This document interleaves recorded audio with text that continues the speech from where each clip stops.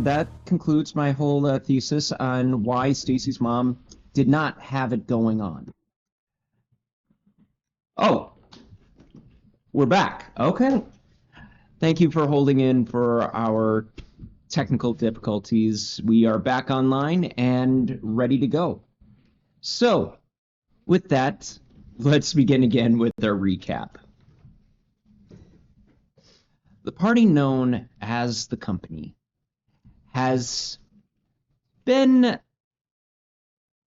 trying to get their way of things, trying to leave a town that dealt with a lot of politics and a whole lot of devils, only to be pulled back in because of an army of Gallus's minions.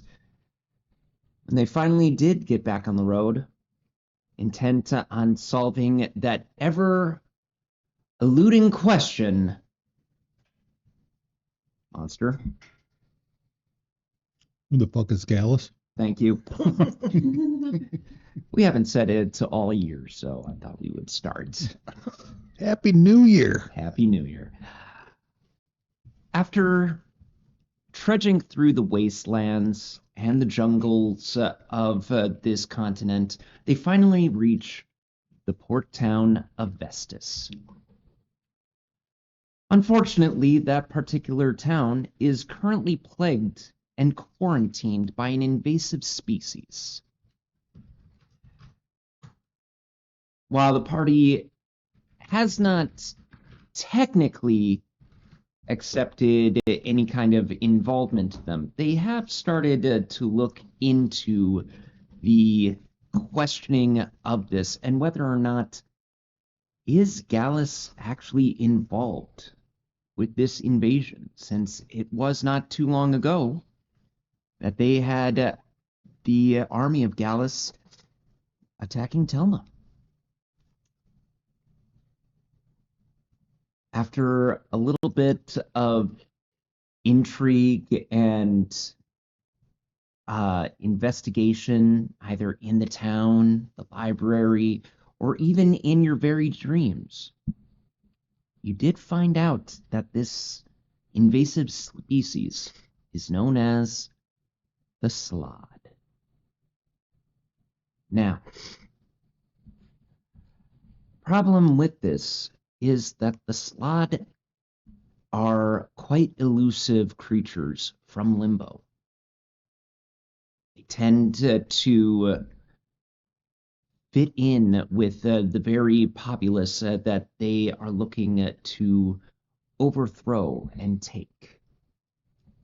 And their means of breeding is unsettling, as when we last left the party, they've recently found a crowd surrounded by a corpse of the now late fishmonger Phil,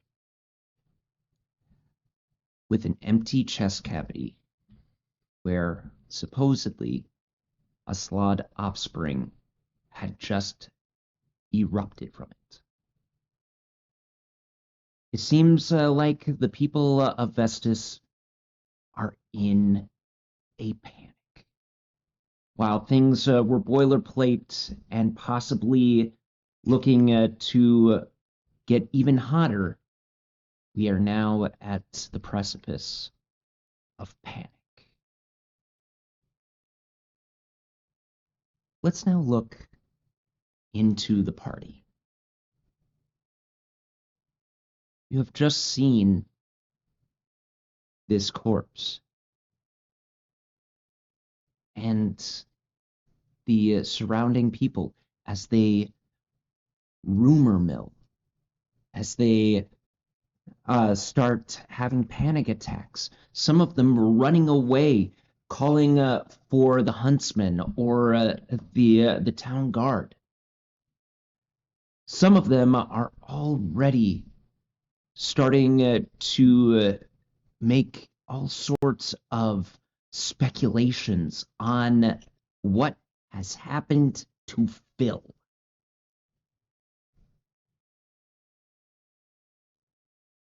Why don't we start with Clock, the one that is the least expressive in facial features, but the most expressive in others.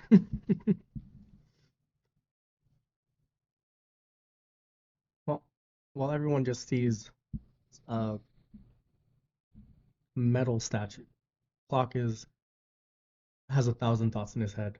First of all, that really just happened. He thought maybe we had a little time to figure this out, but that time is gone.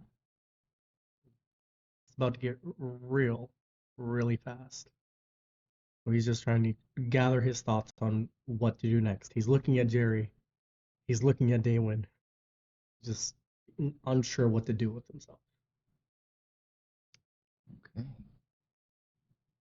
As Clock's inner mind starts to whir and tick, Daywin, what did we see? Or what do we hear from his inner monologue? I mean, let's be honest. Day one is no stranger to gore and viscera, and so witnessing this, I mean, it's interesting watching it unfold firsthand. I mean, Day one remains stoic in his demeanor. Nothing new at the at the old job site today. Just another day. Just another day for us paladins.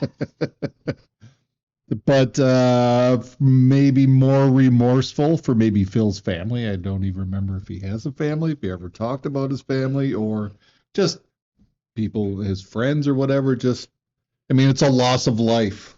Mm-hmm. It's a sad thing. I will say that Phil did mention when you were haggling It's been a with while. him. Yeah. When you were haggling with him, he was saying things like, you're taking food out of my family's mouth. Yeah. So, You know? I mean, if he's the breadwinner for his family, then Daywin's more remorseful about, well, what are they going to do now? Are they, it's going to be tough on them to survive. And so he's more feels concerned. I mean, it's a sad thing to watch somebody die in this manner, but people die every day. And Okay. Move over to Leah. Leah, what is your inner monologue right now? Or even what is Leah currently doing as she sees all of this unfold? Well, I'm thinking that David and I literally just saw this guy not that long ago about the fact that he's dead, and that this thing could be like running amok for all we know. Mhm. She's thinking we probably should try to find this thing ASAP before it causes organic, or maybe something along those lines. Okay.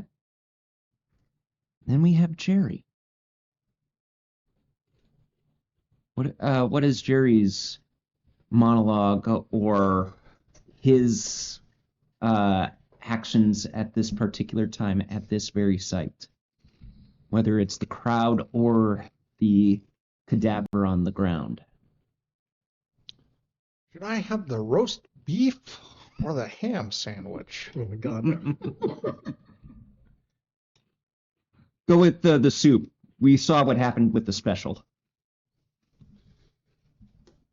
Doesn't know the guy on the ground, so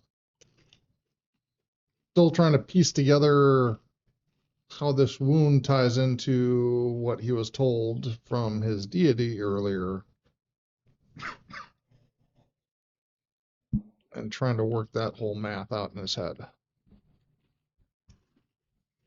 I would give everyone a opportunity for a perception check or investigation. I'll let you decide on that. DC 15.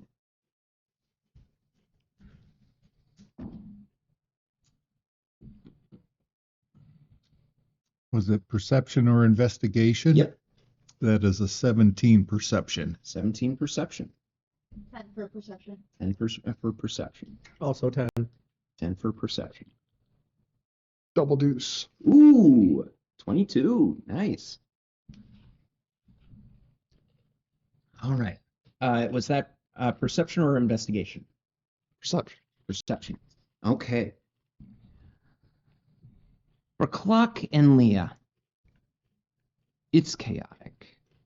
You've got people kind of bumping around. Some are rubbernecking. Others are just trying to like hold back the crowd, thinking that whatever this is contagious. Some are even taking bets on how long it's going to be before the next victim arrives. This is spectator mentality. For Jerry and Damon, you happen to see on the ground a trail of reddish brown blood trailing from the wound. It's hard to follow because there's a lot of bloody footprints made by people as they've come by to kind of check out on the scene. It's causing all sorts of manner of chaos. But you can at least see that the blood that remains is dried, and there is a very thin line that does not fit with the patterns of the footprints as it leads away from the corpse.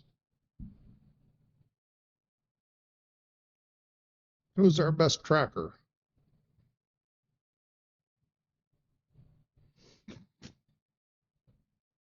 Who's the best with survival? Wouldn't that be the Druid?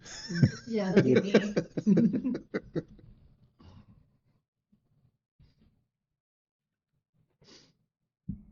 No. What's your survival, Liam? +3. If anyone wants to All right. start tracking, they Not can. me, I'm on +1. Let's see. That is a wisdom skill.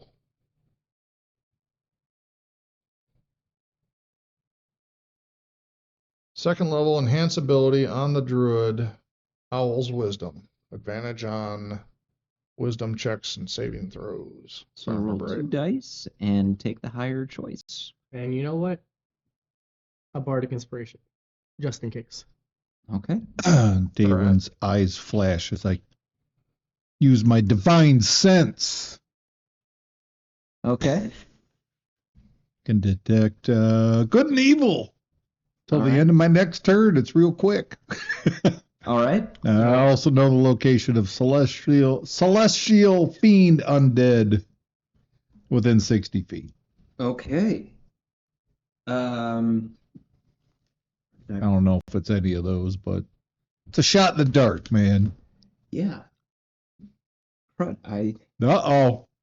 Slots are extra dimensional. I don't know if they qualify as. They are abjurations. So that means.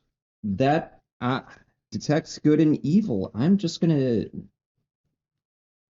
double check the spell here. Which if we had a ranger It at says 100 divine sense abjurations, as an action. You can capable. detect good and evil until the end of your next turn. You can Oh. sense anything affected by the hollow spell Oh, the or know the location of any celestial fiend undead within 60 feet that is not behind total cover. Which, I mean, fuck, man. the hollow spell. You can use this. I can use it 5 times per turn. What area was it? Long rest. Uh-oh. It may work, it may not. I don't Okay. know. Maybe not. I would let you know that while you don't sense any evil or celestials, fae, fiend, or undead, you do feel this chaotic like remains. It's an aftershock, an echo coming from the body. It's whatever this is. It's not aligned good or evil, but it is definitely not of the realm of logic. Got it. So, your roll? 10. With the Advantage? Yeah. 10 did with you it? add the roll the It is Bardic what it inspiration? is. I believe it's a D4, right? the D6? Oh, it's a D6 set. Oh.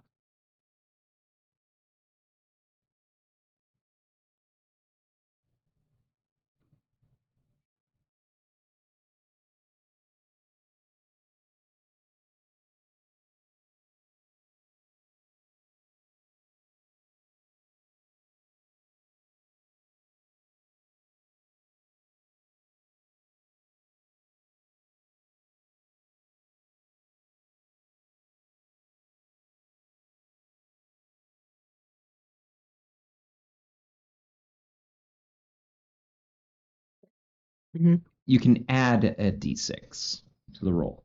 So if you rolled a 10, add just a D6 to the roll. 11. 11. Mm-hmm. With a little help from Jerry and Daywin, you can start to follow the trail of the creature that burst forth from this fishmonger's chest. You follow its trail for about a block before it looks like the blood no longer leaves a trace.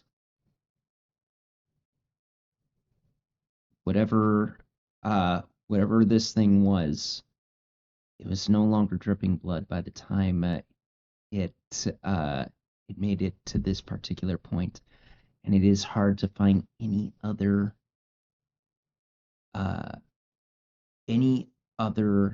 trace of its existence from here. Okay.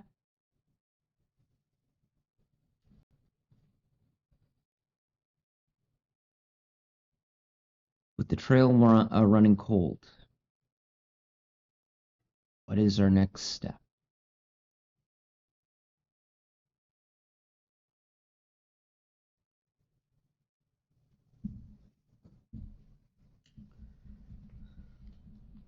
All right, put the owl in the air and have him look for the trail. All right. See if he has a better advantage from up on high than we can see on the ground. Okay. I will say that you can do so. This one will be at disadvantage because now you are searching a larger area, and it is also the one trail that you have is no longer available to you. Okay.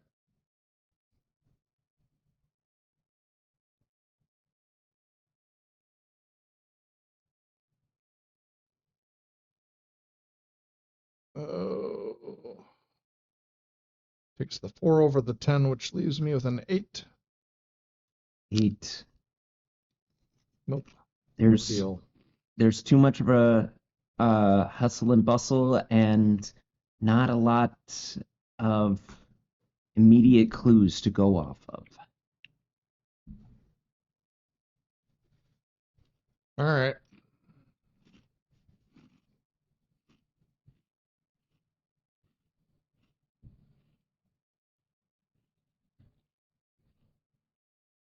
Not a clue to go off of. I think it's time to expand the chain. People that are going to be looking. Let's get the other soldiers involved. All right. So you head your way over to the closest huntsman camp? Yep. All right. There is a small huntsman camp just on the at the end of town. While things have been, this particular camp, I should say, is more just like a kind of like a I'm trying to think of the right one here. It's kind of like a small station where some huntsmen have been made. It's makeshift. It looks like it's been around for a while, but it does not look like it is a permanent fixture. You will see a couple of huntsmen just already in talks with each other. Some of them are rather hurriedly speaking with each other, and then they look over at you as you come near them, and they're like, "Excuse me, citizens, we are currently in a bit of a active moment here. Is there something that needs that we can do for you that won't take us too long?"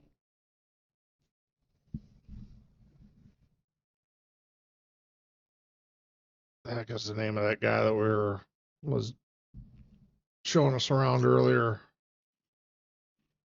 That would be Janali.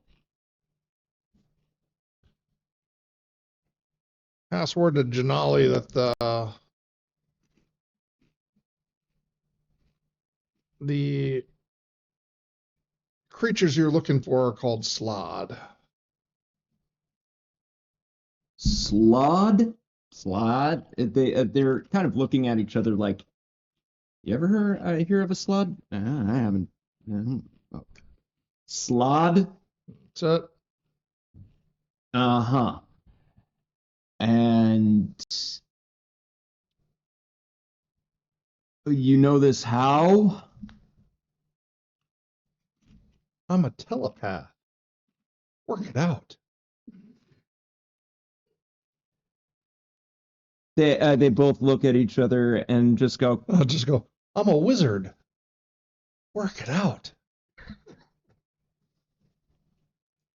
okay. And your name? Jerry O'Malley. Okay. We'll make sure that Janali gets the information. If you're thinking on sitting on that information, I'd advise against it. Because I know exactly who you are, what you look like, and I don't forget.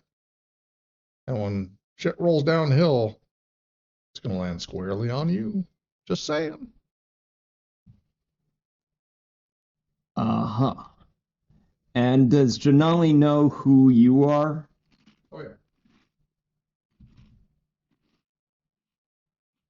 We'll make sure that one of them looks kind of standoffish, like they're ready to take that sass, and then the other one holds him back and just goes, "We'll make sure that Janali gets the information, Mr. O'Malley. Thank you for your assistance in this ongoing thing. Now, if you'll excuse us, we have a snipe to find." Your funeral.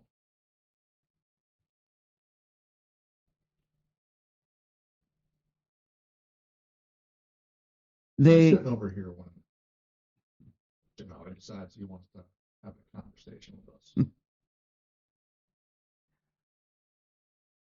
with that, they go back to their work and seem to also have dismissed you in the process.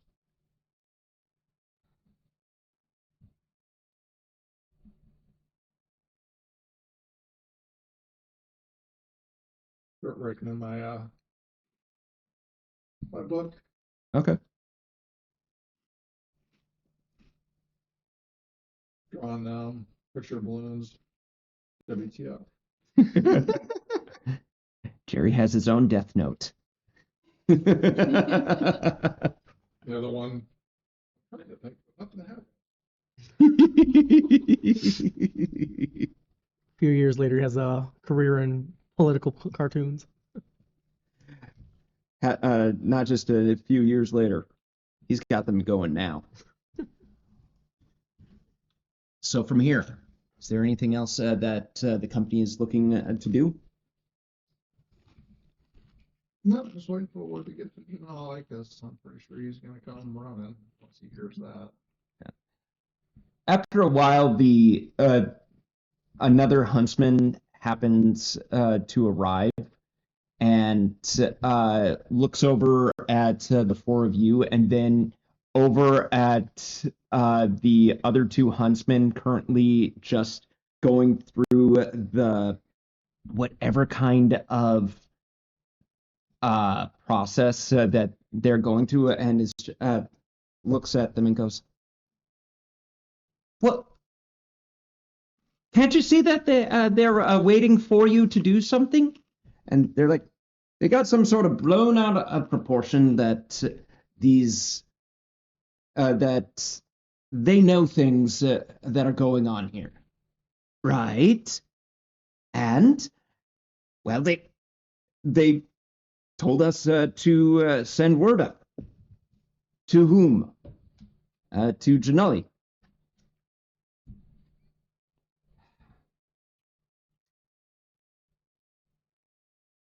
All right. What? Excuse me. You have some sort of information to give?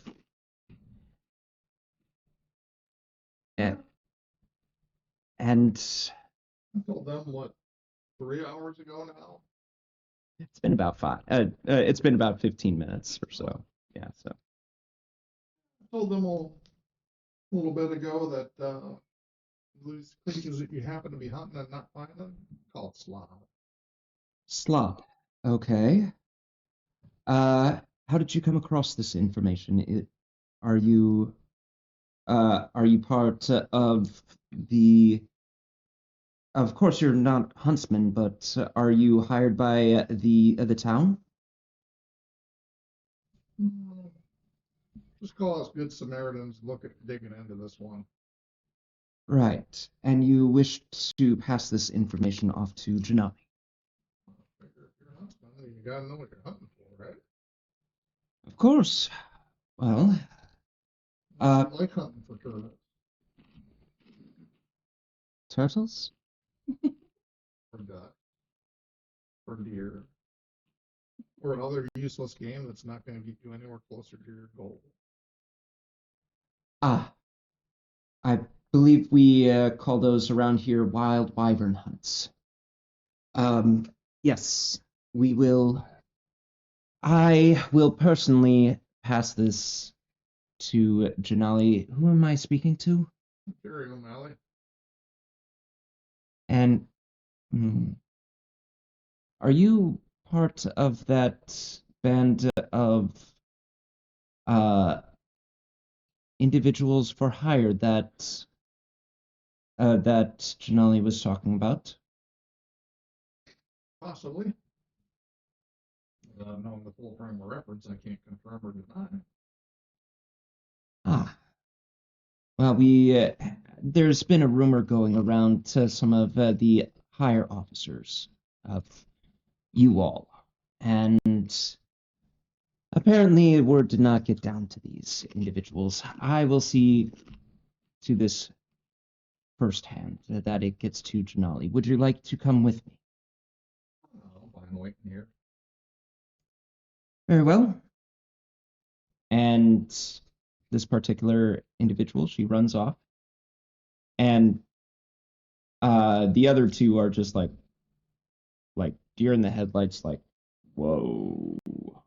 You can tell that there's a reason why these two are on station duty. Within maybe about an hour, if you decide to stay, Yep. the runner will come back and will say, Janali is currently at the town hall with some of our other members. They are requesting your presence. All right. She'll guide you. It's a bit of a hike, but eventually you get to the town hall, and there's already people. There's a rather large crowd already, kind of like in front, shouting, demanding either for something to be done about the death in the streets. There are some people asking, when are we going to go fishing again? And a number of other people like, open up the borders. And a lot of them are being held back by town's guards as the runner takes you through the line, past the guards, and into the town hall. And within minutes, you're brought to the mayor's office, and you will see about 6 people in this office. One of them is a deep gnome sitting behind a desk. You will actually see a nameplate on the desk, listing him as Cornwall Pickmite. That's Cornwall Pickmite. And underneath that is the name, the word mayor. You will see a rather broad-chested individual in hunting leathers that give off a faint kind of flicker in the light, and holding a rather prominent staff in hand. And he looks very similar to the man on his right, who happens to be Janali. Then you will also see a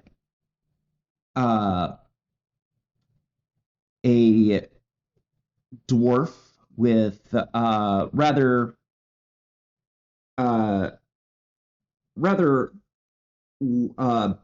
large handlebar mustache, not handlebar mustache, but hooked mustache, the kind that you would probably see in a 1800s weightlifter, and dressed rather nicely, I might add. And then a human with little bit of scruffy hair and a little bit more indistinct features as far as telling whether this is a man or a woman. But from what you can tell, they're dressed in more workman's clothing, rather beaten up and well worn from sunlight.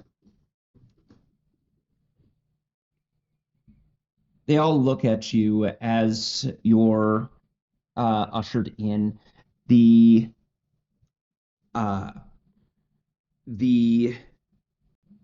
mayor looks at the four of you and goes, "Great, so we have more people in here. Is there a reason for this Intua?" The man next to Janali says, "My son is the one that mentioned that they wanted an audience with us, and since we will not be leaving here anytime soon, I felt it prudent that we bring them here to us. If that will be of any concern to anyone else, we can always take this outside." Janali, you said that they have information. Oh, no, actually, he's going to sign this and say, "Janali, you said that these individuals have information." Yes, their leader Jerry is quite the researcher. Apparently, they might shed light onto these particular quarry that we are currently facing. That we've been facing for months, but nobody listened to us. And Intua, your father, kind of just looks at you and goes, in a matter I know of the stern look. fashion. Like, now's not the time or place.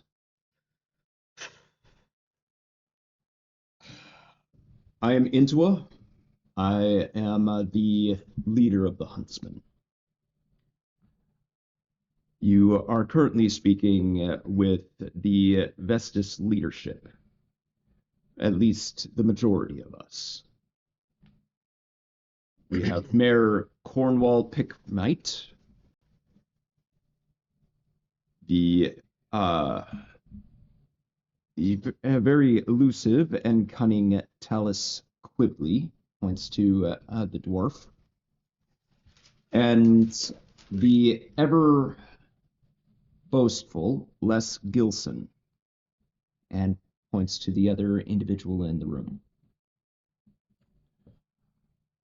Currently, we are just going over our latest information that has come to our city and our next form of attack.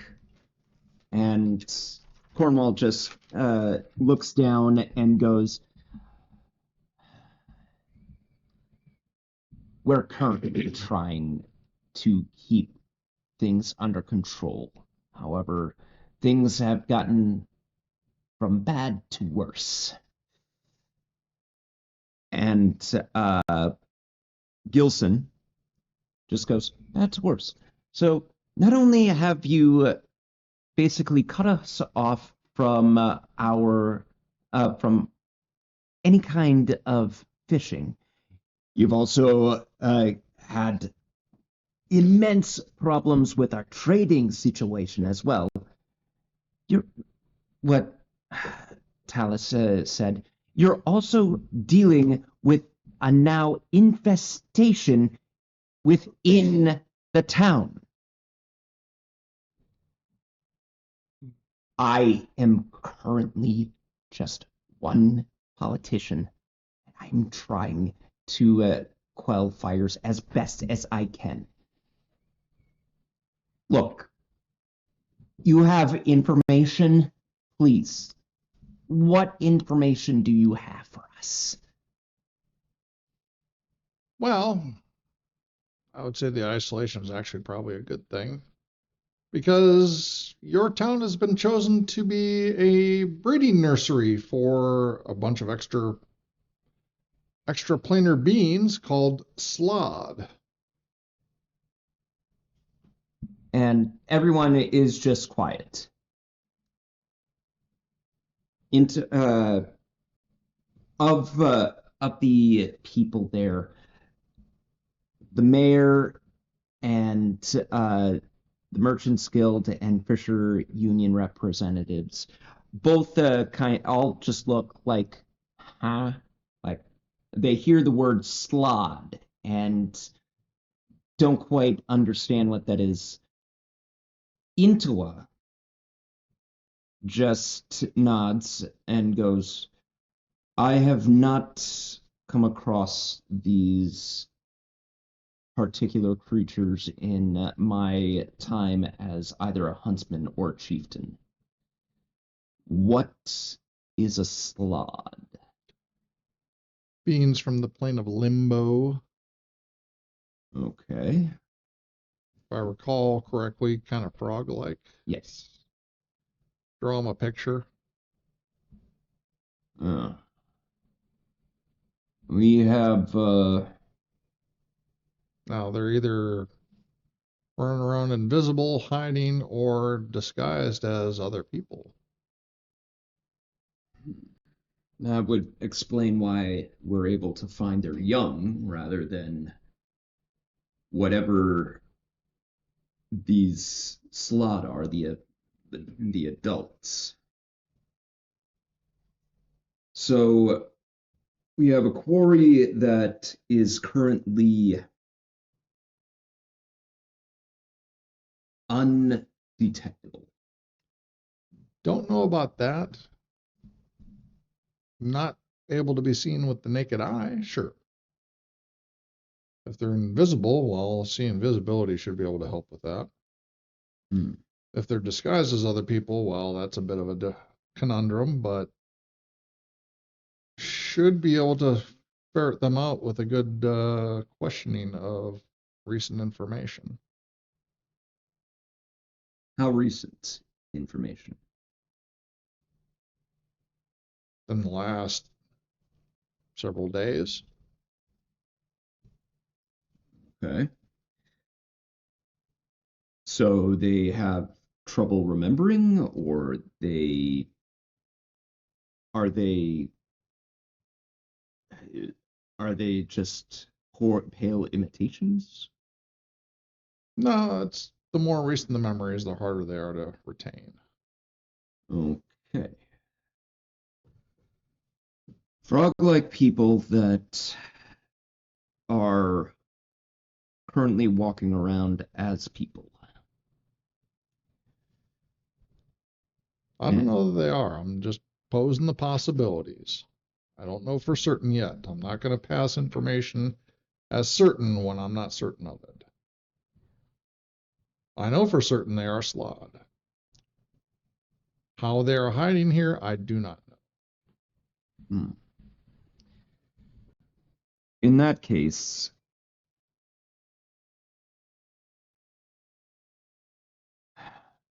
if we had some means of detecting them, we could possibly see if they are still in the town itself.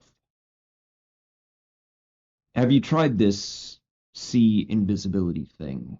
Not yet, but I'm about to kick it off as I wander around. I see. I thought bringing the information to you first might be a little bit more important. While we do have means of finding creatures that don't like to be found, we know more about how they are hiding. We can form a way of attacking.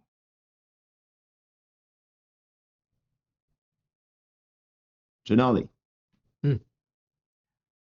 Also, they seem to implant their young through wounds. Wounds. Then Something as simple as a scratch. Would go with the autopsies we've done on some of the victims. Most of them have healed over scratches, and large healed over scratches. We all thought that it was something to do with the rough and tumble of the jungle, or possibly just an attack wound. And they were all in random places, but all of them had large scratches of some sort. Janali, Hmm. we are going to need some of our best trackers on this. Start by searching the town itself. Oh, you're Move not? from the center and make your way to the edges. Report back anything unusual. Yes, sir. Dismissed.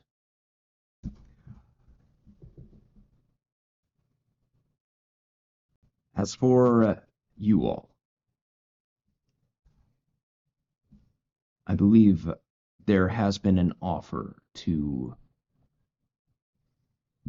ask you to help us with this.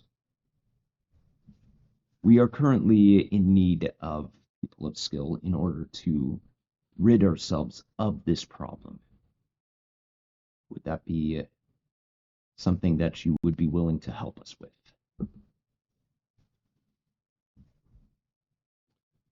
I don't think we're ready to fully commit to that yet, but we are putting our effort behind it so far.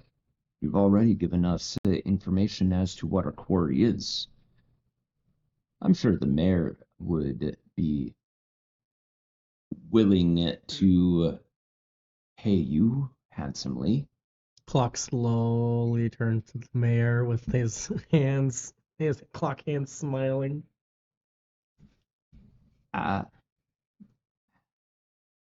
I can look into our coffers to see if there's anything that we could handsomely reward you with if you were to aid the huntsman.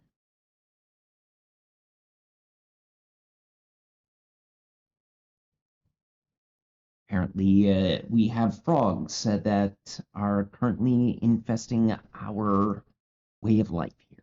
So I'm sure that we can pull something together so that we can get back to our day-to-day life. Yes? Quibbly? Gilson? These The- are much more than dogs. These are worse. Who knew they were French? We I'm gonna take out a pen and paper, write something down on it real quick, and then slide it to him. And it says, "You should look outside. People are very upset." He looks down and then back up and goes, Yes. Yes, I am quite aware. Gilson and Quibbly look at each other and then sigh and go, if this were to be resolved, and sooner rather than later, I'm sure that the Fishers Union and the Merchants Guild would also add into the reward for services rendered.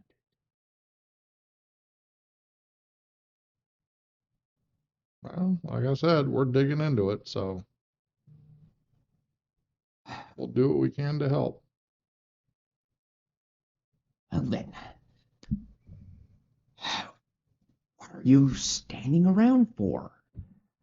I've got to quell a fire here, and I need both Quibbly and Gilson to rein in their people into a please, please. help get this under control. And Intua just says, we will do what we do. And Intua will turn to you and goes, thank you for bringing this information. And he will exit.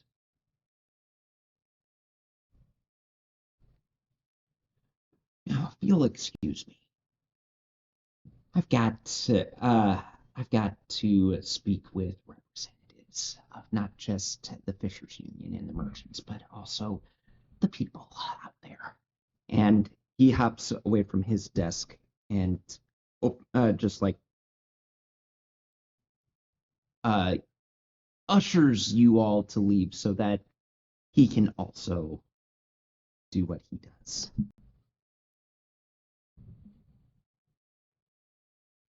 Now back out into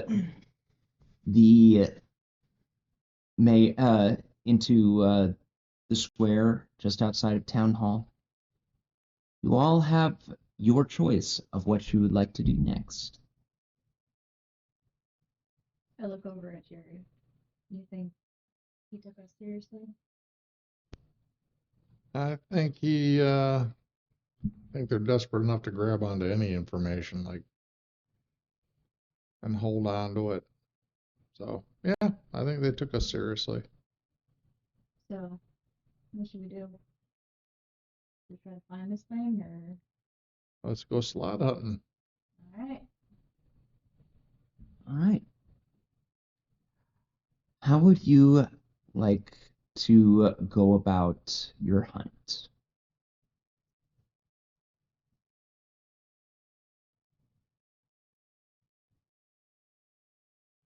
One, I'm going to have see invisibility going for the next hour as we wander around. Two, we'll need someone to identify most common areas for Slod to be hiding. And three, need a way to determine if they're hiding inside of people. How to determine, is there a telltale sign of that?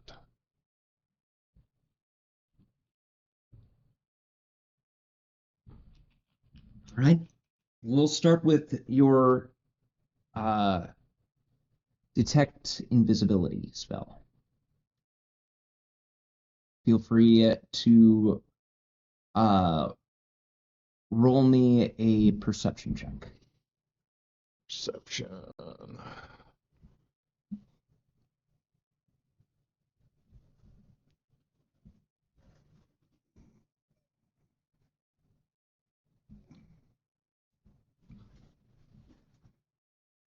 Son of a Tuesday. How's a 29 suit you? That's an impressive number right there. Through your spell and your investigation for the next hour, you are quite certain that there are no invisible foes currently within the area that you searched throughout the town. Okay. All right, so they ain't invisible. Didn't you say there were some that could turn into people? I'm thinking now. Hmm. They're turning into people, hiding as anyone. I think we should start asking people if anyone's been acting weird. It's a good suggestion, Clark. Seeing if anyone's been acting weird lately, out of sorts slightly.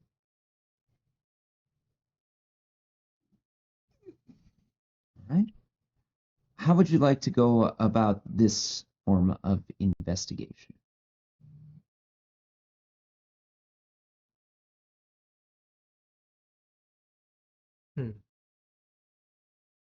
Well, That's- I Go think we ahead. should start with the people that are most upset. Because either they're pretending or they're actually upset. You know, the people that are outside town hall.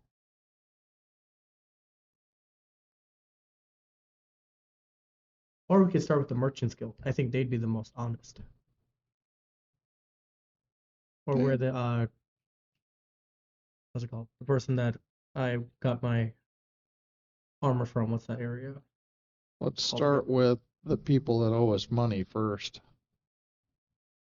People that owe you money never tell the truth. No, but they were the merchants we came here with. Oh, we like those guys though. Yeah. Yeah, let's go there. Let's start with them and see if they've noticed people acting weird. All right. To This- Grays. Okay. It takes you a little while, but you are able to find Gray's caravan group on the outskirts of town. While they have been negotiating inside of town, they have decided to take most of their materials onto the border, so that they take up as little space as possible while they try and negotiate their wares. And you find Gray sitting by a campfire. It's lunchtime, and he's just roasting up something in the process, and he looks up and goes, "Well, Sam Hill, looks like you all have been around town. How have things been going?" Been a bit interesting. "Yeah, I can imagine. This quarantine thing seems to have a lot of people not much buying anything." Well, there's a bit more to it than meets the eye. "Oh, why's that?" Well, keep things simple. If any of your people have any scratches on them, they might want to go see the huntsman. Can't say that anyone has come forward with any kind of scratches. What kind of scratches are we talking about? Like, are we talking like a cat scratch, or are we talking like a It'll big be- gash? It'll be a largish type scratch. Yeah, big gash. Okay. May not be a full-blown gash, but it'll be a larger size scratch. Understood. You and your Letterkenny thought process. I'm willing to bet that's where your mind is going right now. See you snickering over there. Mm-hmm. All right. Well, I'll keep my eyes open, but none of my people have complained about any kind of injury or anything like that, as far as I can tell. You might want to check on them every once in a while. All right. And then you've even been noticing anyone acting weird, out of sorts from what you're used to? Well, I've been coming to Vestas for over 20 years now. I'd say that this whole quarantine thing counts as out of the ordinary. That said, I'm not sure. The Merchants Guild has always been like trying to undercut me on what they owe. But there have been a few that, I don't know, didn't seem like they were wholeheartedly wanting to buy anything. Now, that could just be because there's a quarantine going on and they don't have the money. But I would have expected at least some haggling. Who are these people? Oh, just a couple of Quigley's middle managers. Quigley himself. That's the Merchants Guild head. they're usually the ones that make the deals. While Quigley is more of the big picture kind of man. Lately, I don't know. Those middle managers just they've been like, how to put it? It's almost like they've been uh, trying to push down the gold piece. You know, kind of just kick the can down the line a little bit, saying that we'll sure look into this, but even wanting to haggle prices or take a look at the wares, that might have been a little weird.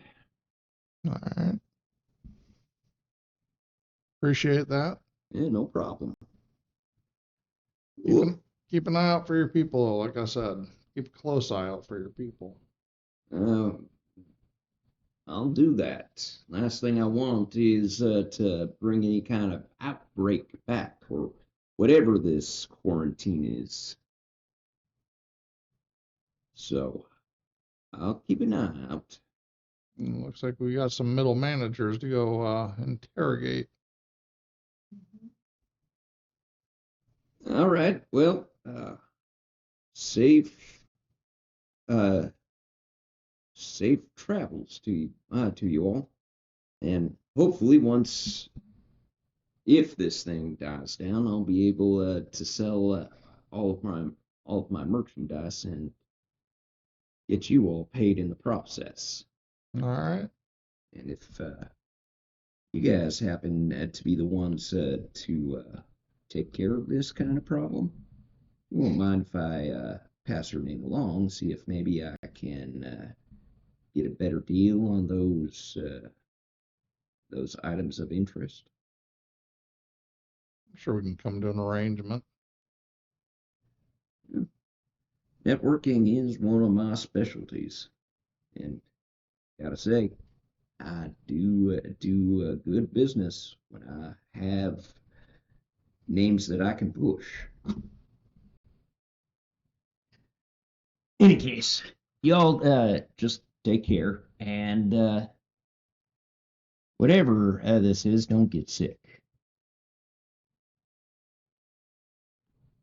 All right. Especially that one right over there. And he points to Clock. Yeah. If he gets sick, we're in trouble. That's a joke, son. Mm-mm. Okay. And then Jerry's the only one like, no, I almost got turned into like a monster once, and like make weird shapes. You do that a lot? But he was almost turned into a monster once. Oh. Well, I guess things happen to all folk. Yeah. Good luck to you. All right. Take care.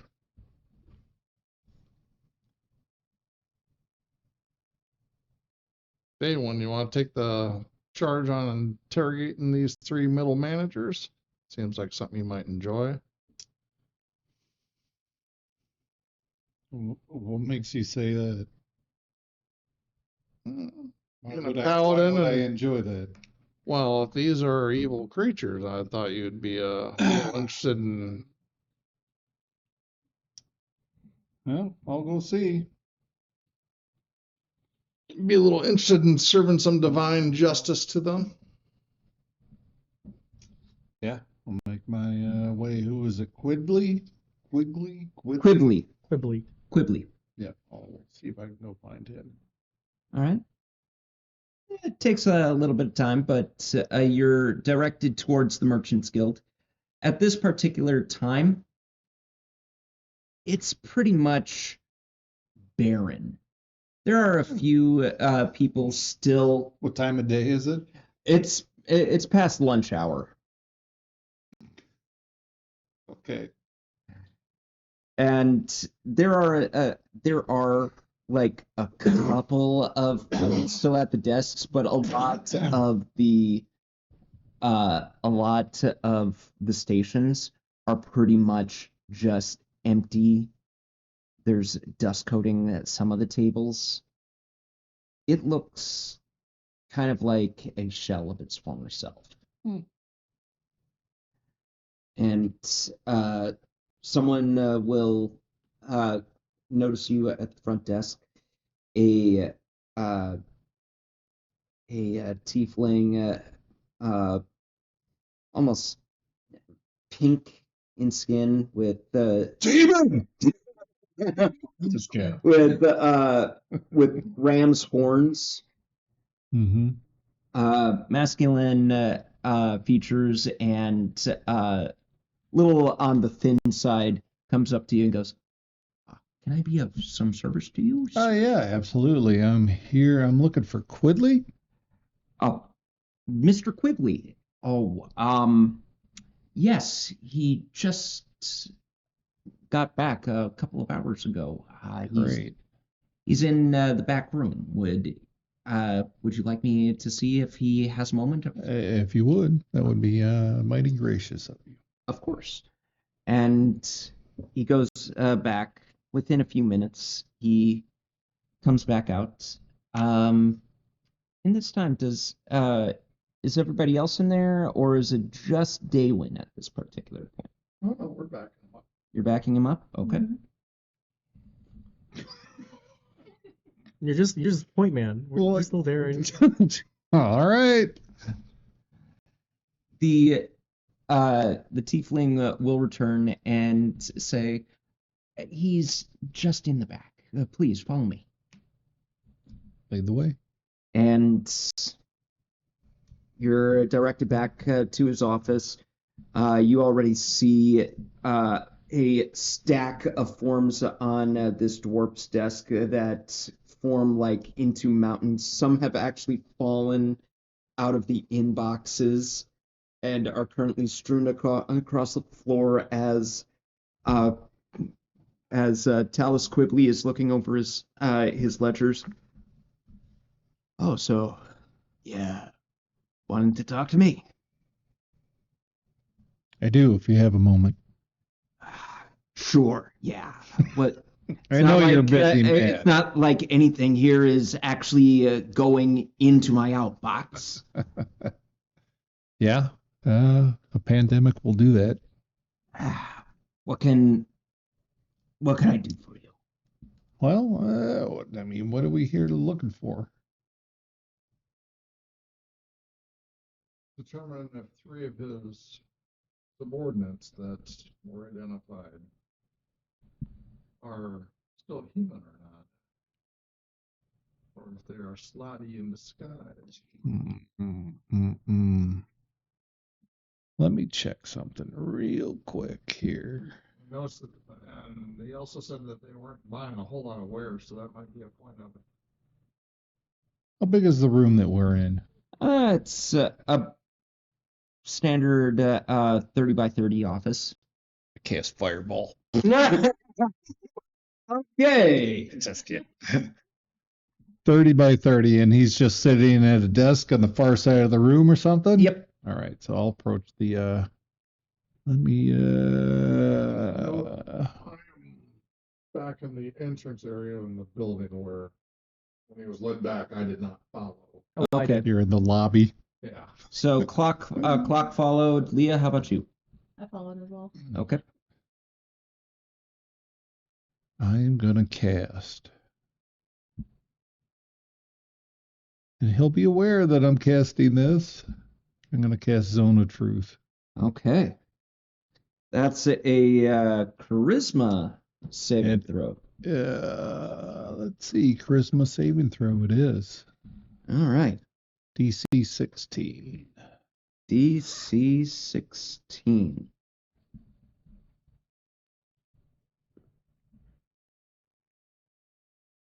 All right.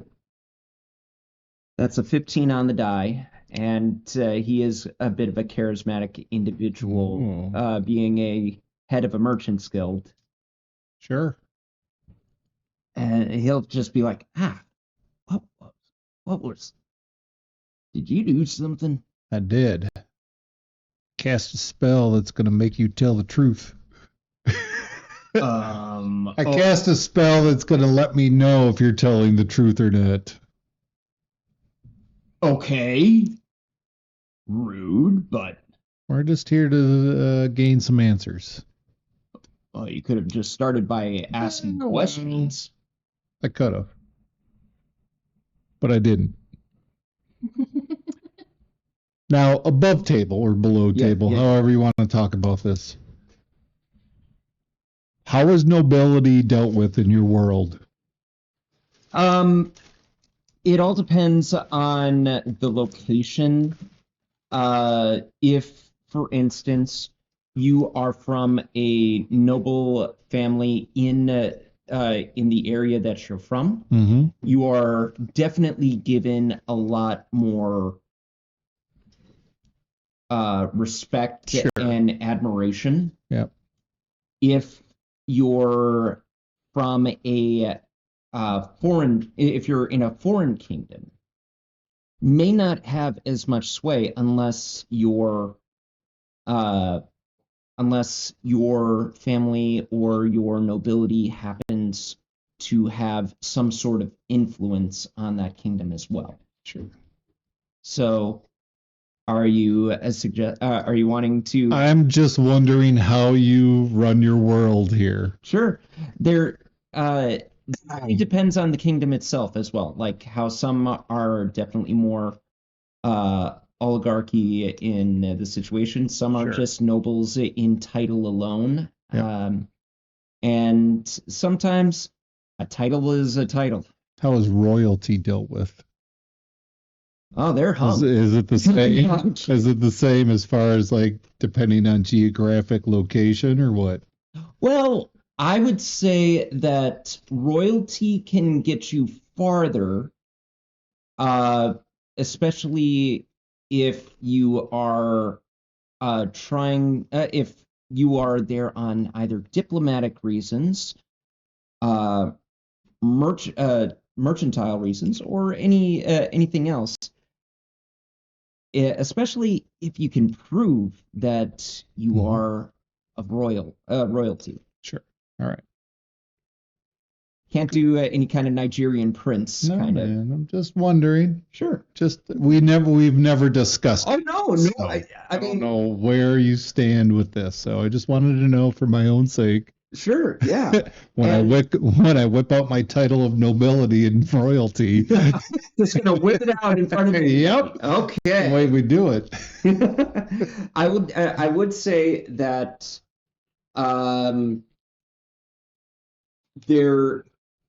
you do have a possibility of making waves, either positive or negative, by bringing your own title into situations. I was just curious. That's all. Hey, no, I love that. Yep. I love when people bring up backstory stuff. All right, back to the story. Yeah. Yeah, I just asked. I meant no disrespect, but we're here to gain answers to find out some information. I mean, this is a serious situation this town is in, is it not? Sure. I mean, do I see people lining up at your guild Well, no. willing to do business with you right now? I mean, we had to turn some people away just recently. Fair enough. All right. We just need to know some information. That's all. On the level. Okay, on the level. I mean, theoretically, I'm paying you guys to help us out. Yeah, well, you haven't paid us anything yet. So, Hence why I said theoretically. and does it look like I need your money right now? Okay. Looking. Just curious, are you showing any kind of signet ring or anything like that? But I mean, look at my armor, man. Okay. Yeah. I'm not. Do you see anybody else around here with this type of armor? I mean, come on, man. Okay. I mean, just my presence alone. Well, if you're saying that you don't need to be paid, then maybe I don't. Have you seen my companions I'm with? They need to make some money.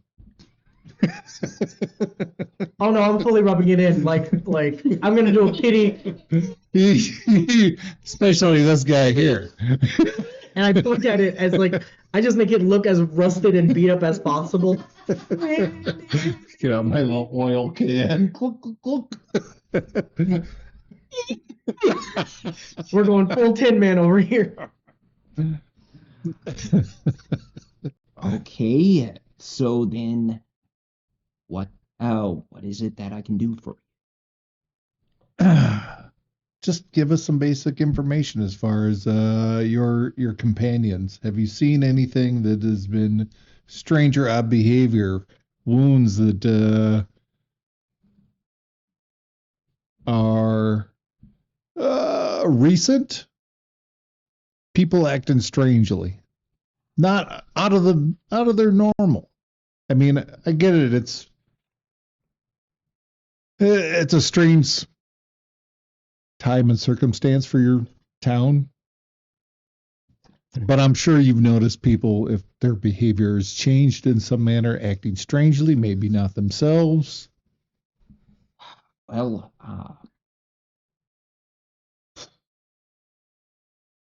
let you mention it. Are you just talking about in here, or are you talking about anybody? Or you just want to know about what's going on in here? Anybody. We're looking for a clue. A marker on the map that'll point us in the right direction. All right. Any information, anything at all that we can investigate Well, would be very helpful. I've had to lay off a whole bunch of people, not because of shoddy workmanship or anything like that. It's just we can't pay anybody. It's been a horrible situation. The people that I have on staff, it's mainly just to make it seem like the guild still is up and running. Otherwise, our constituents are actually going to start pulling up stakes, and we've been instructing people to kind of just keep an open mind. Like, say things like, hey, yeah, we would love to do business. Can we wait until we've got a little bit more revenue coming this way? Or try and say, come back next week. That kind of thing. I've been informing all of my people to do those kinds of things, just so that we don't lose business. Problem is, hemorrhaging money. As for gashes or wounds, honestly, everybody here wears a three-piece suit. I make sure that we look the part. That said, we're a skeleton crew right here. We're not necessarily keeping things above board. Well, upkeep. The upkeep. We noticed. I think that someone in here is possibly not who they say they are. It's a possibility. Oh. Well, that would be bad for business. Can I get an insight check on this guy? Sure, go right ahead. Insight check. I'm not great. I'm gonna try it anyways. Oh, not bad either. Yeah, mine's not bad either. What was that? Who rolled? Oh, look at that. Natural 20 for something. Someone rolled That was a charisma check. I don't know. What that was. Okay. All right, insight. Terrible. It's cocked. Ugh, that's better.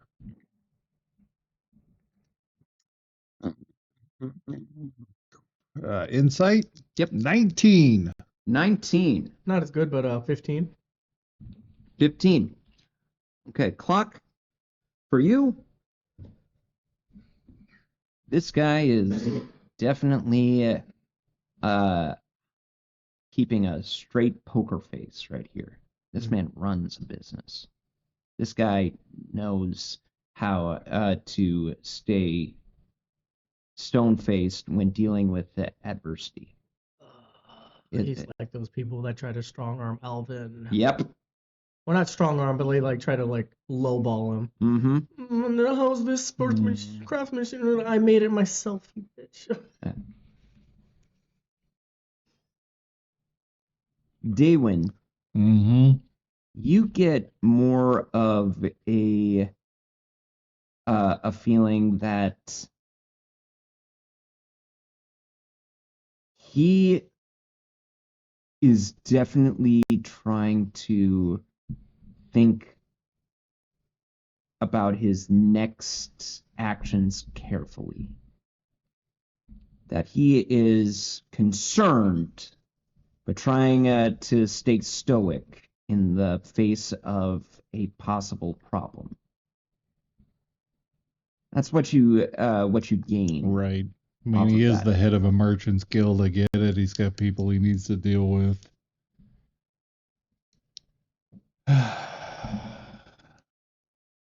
Who are the other people that we need to talk to? Or talk about? You remember? There was 3 employees. Quigley? Yeah. Yeah. There was Quibbly is there was- the Merchants Guild. I'm just going to keep pronouncing his name wrong. He's Quiddly to me now. Just as long as we don't get it mixed up with the Burt Reynolds character. There was Or is it there were Tom Selleck? there were 3 employees that Gray had talked to that weren't even doing what he asked about later today or something. They were just flat out refusing to even talk or negotiate. So see if anyone's been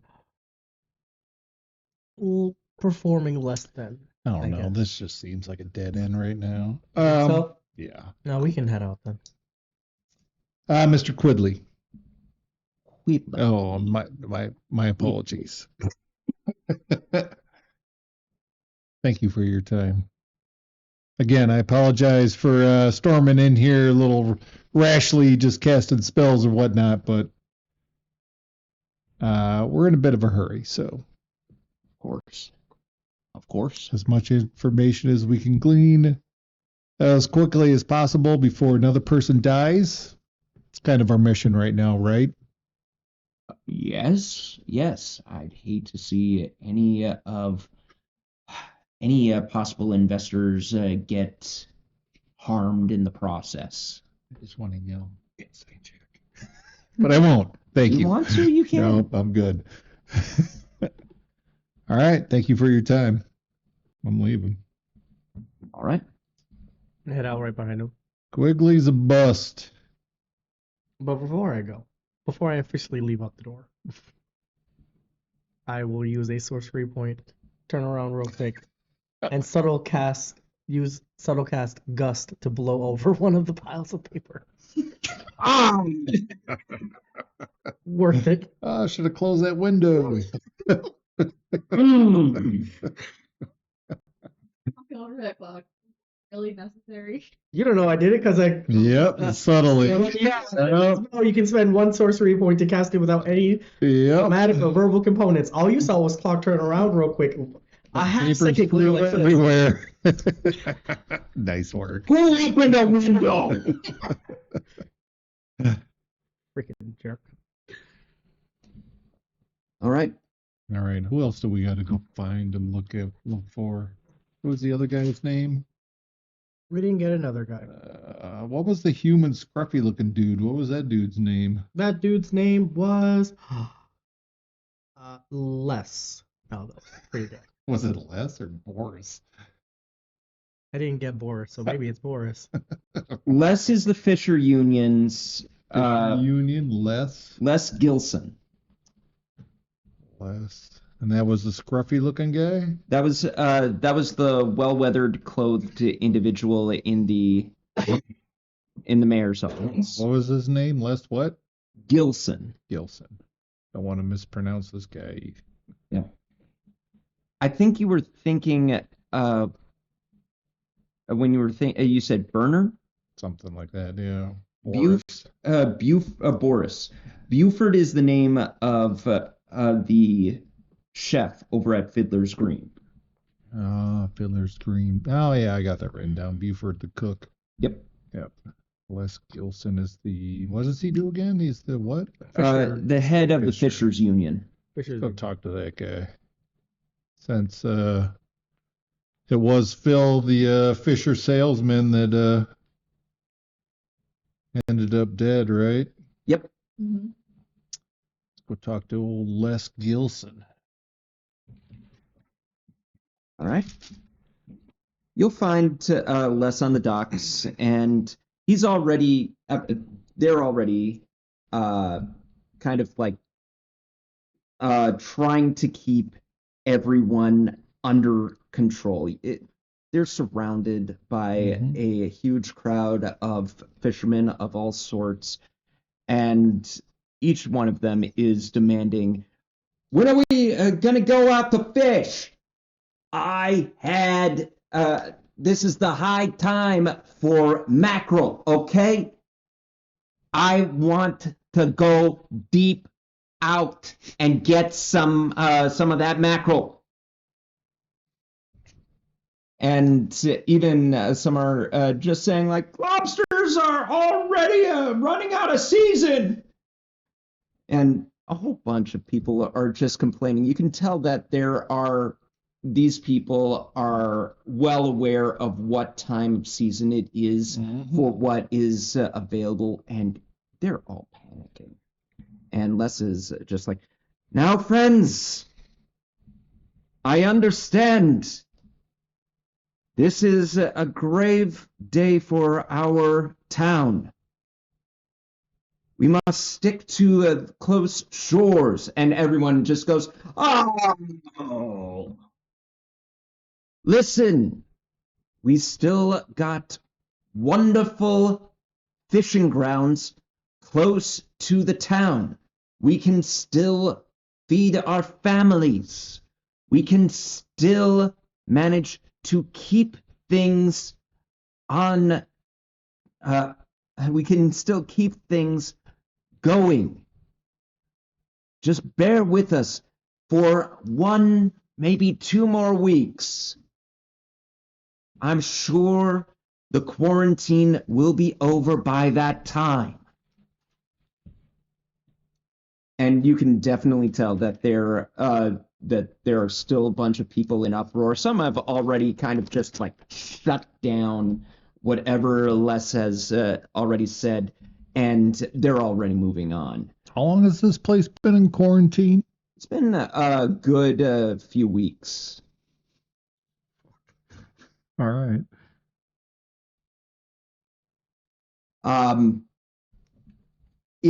It depends on how long you want to wait.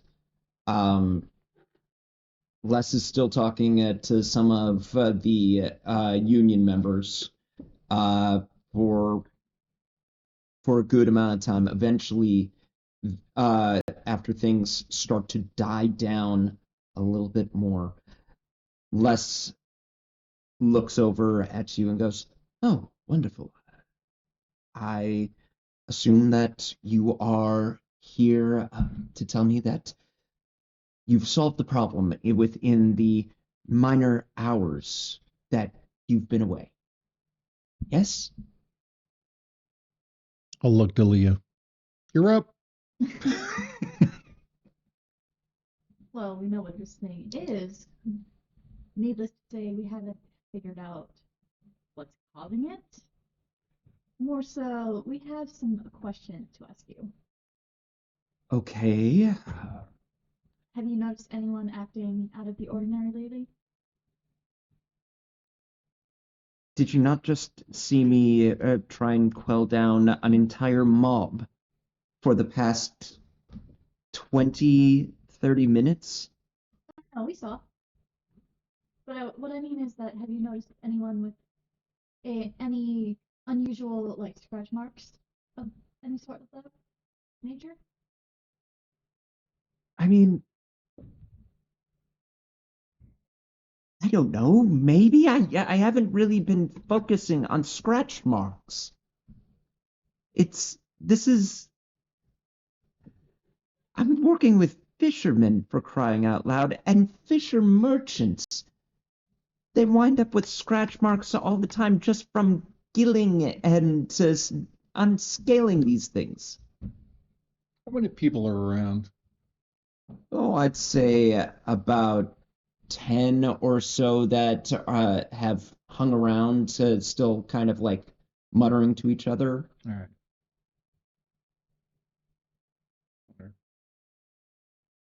So perhaps, I don't know. Well, all we know is that if we don't detain this or maintain this right away, this could spread even worse to cause even more of an outbreak than it already has. Right. And I understand. There's only so much that I am capable of doing. I am not some grandiose adventurer that decided to settle down as a fisherman. I've lived by the tide all my life, and I have spent so much time trying to gain the admiration and respect needed to have my current post. This is something that is beyond me. Now, you're telling me that we possibly have a whole bunch of these slags just walking around or slithering or whatever they do. Well, considering one of them just burst out of one of your fishermen's chests not that long ago. Fishmonger, okay? Fishmonger. And Phil was a respectable member of the community. Thank you very much. I'm gonna grab him by his shoulders.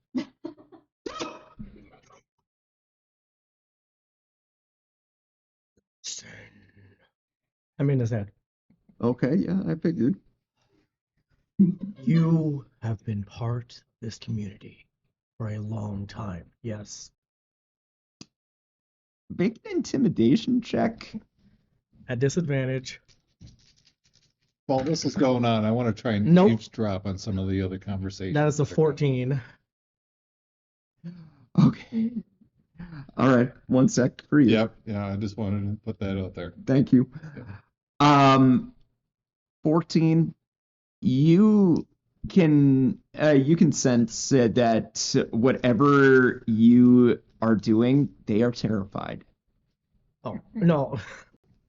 They, I need you to listen. I am. No. Yeah. And I just put my hand out and I try to like make myself as this. I'm going for more persuasion. Right. Take intimidation.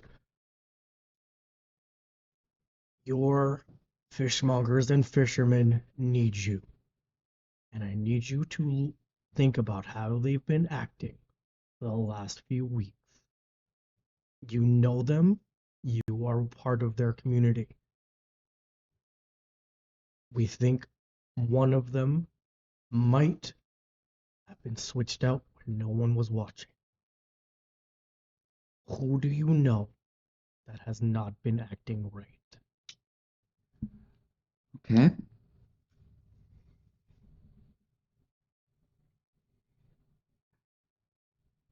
I will ask you to make a persuasion check. I will say that I would give you advantage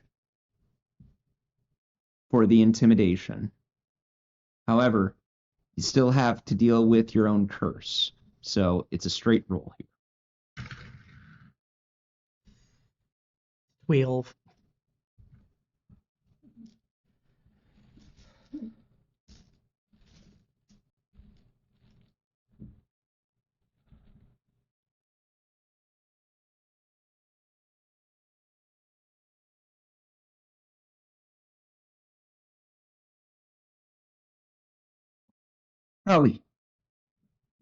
Crowley's one of the deep sea fishermen. Usually, usually they're the ones that are going through all sorts of trying to get ahead of everyone as far as where to fish. At first, they were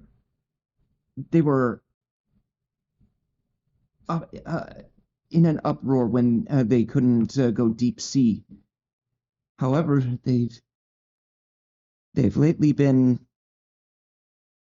tending more to the area here and not saying a word about it. No one's even complained about them muscling in on their territory. And for a deep sea fisher diver, that's quite unusual. I don't know. I don't know anymore. I honestly. You give him a pat on the back. Where is this Crowley guy? Probably at his boat at the marina. Thank you. Look over at Galen. Shall we go? What's the boat's name?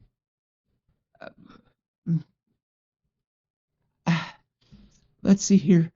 Crowley ran the. Can you turn him away, or that thing away? It looks at me funny. I'll just step in front to block the view is all. I kneel down. Wait, no, you're taller than me, so I still kneel down just a little bit. Peeks around the corner. Still see you.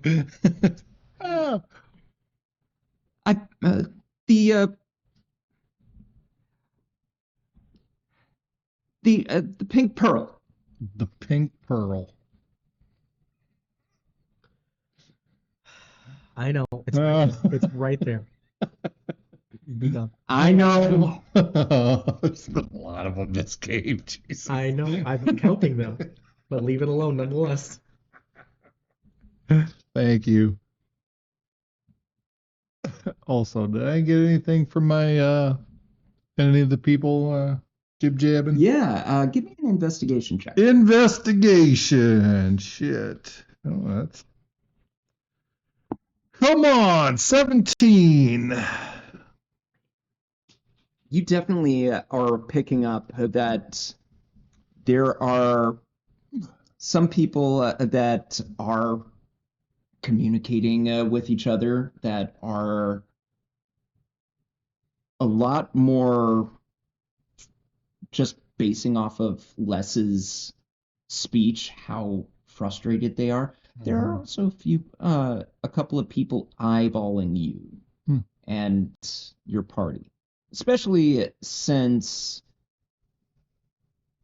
you're newcomers. You definitely do not look like fishermen, Mm-hmm. especially you. I'll look at one of them and just give him a little wink. Definitely get a wink back from that individual. Like, good to know. What's his name? Let's go. Paladins are worse than bards. hey, at least when it comes to a paladin, you know what you're going to get. Missionary. Oh, terrible.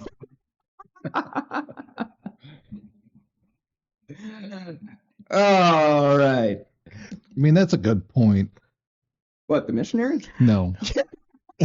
I mean, it is a Good good night, point. everybody. Yeah, but just talk to a couple of these individuals that are standing here and just, just ask them if they know of anybody that would typically be here that is not. Okay. Like, who's missing out of this equation that, would typically be here, but they're just maybe just not as upset as everybody else. give you a chance to give me an insight check, just to see who you're gonna talk to. Wow. Yeah, 13. 13. Okay, you got a few people in the area. Some are you got a couple of people that are just like rumoring on the far end of the docks. And then you got a particular individual, the one that you gave the wink to, that is just like laying back in the on the edge of a wall right there, kind of like giving you this kind of like, what you eyeballing. And Yeah, you got I'll avoid him. And you also got a couple of halflings that are kind of like, they're kind of bored right now, and they've actually set up a craps game down at the end, since it looks like these guys don't have anything else left to do. I'll go talk to them. All right, and they'll go. Oh, hey, I'll kneel down. Yeah. They'll look up and go, "Oh, thanks. Oh, hello there, stranger. What can I do for you?" Hey, how's it going? I'm just overheard the big conversation that old Les was chanting out. Yeah, it's tough stuff there, buddy. What do you guys do around here? Currently, trying. Nothing. Yeah, we're pretty much just trying to score some money off of some folks. I mean, we can't even get anyone to take us out on their boats, just so that we can get some of our own money coming our way. How much do you typically make in a day? Well, if it's during the good time of the season, maybe like good gold a day kind of thing. If it's on the off season, maybe half that. All right. I'm going to pull out 4 gold. Let's reach into my... Say, I'm just looking for some information. Well, look, you can't just start waving money around here like that. Tell you what. It's not like I'm like, Yeah. 4 gold. Yeah. But no, actually, they're just like, tell you what, if you roll some dice with us. Sure, man. Let's do it. Okay, here you go. And he'll pass over some dice. Sure. And just go, okay, put the money in the pot. That kind of thing. Yeah. Yep, there you go. All right. What do you need to know? We're just curious as to if you know anybody around here that would typically be here that is not. Here that is not? Well, we're looking for people who are doing things out of the ordinary. So, for instance, if people would be upset that they don't have work, can't go out fishing, they would typically be here complaining to the people, right? Right, yeah. And we're looking for people who would typically do that, but are not. Oh, let's see here. Well, I see that Amos isn't here. Oh yeah, Amos. They're usually crack of dawn kind of thing, and I haven't seen them in a good few days now. I think I think he pulled up anchor and just good luck with the quarantine, but might just station themselves out on the boat. Like, how long do you think he can handle that? Yeah, that's a good point. Then there's Crowley. Ugh, Crowley. Yeah. What does mean?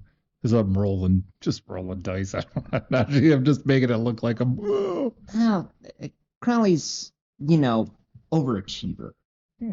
Always wants to make sure that they get the best fish.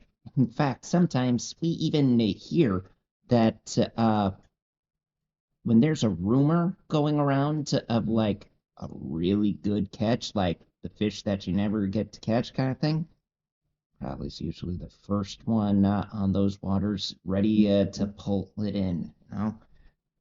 Oh yeah. Sometimes we have measuring contests, and Crowley's just like always bringing in like the big catch and just. Oh come on, we all know that he's putting little ball bearings or something in those fish to make them seem heavier than they actually are. Of course. But it's still. I have yet to see him boast about anything for the past week. Good to know. Are those the only two, Amos and Crowley? Oh no, there's also Katya. She tends to stick more to the shores though. She's a muscle diver. She'll actually she doesn't even need a boat or anything like that. She has like this small little skiff that she just holds her catch while she dives down with nothing but maybe a knife and a fistful of air. What was her name again? Katya. Katya.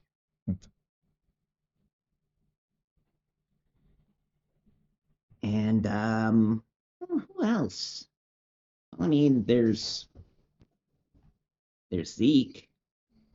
Zeke's still alive? Oh, no. I mean, the old crone is bound to kick the bucket sometime. I haven't seen him in a good couple of weeks.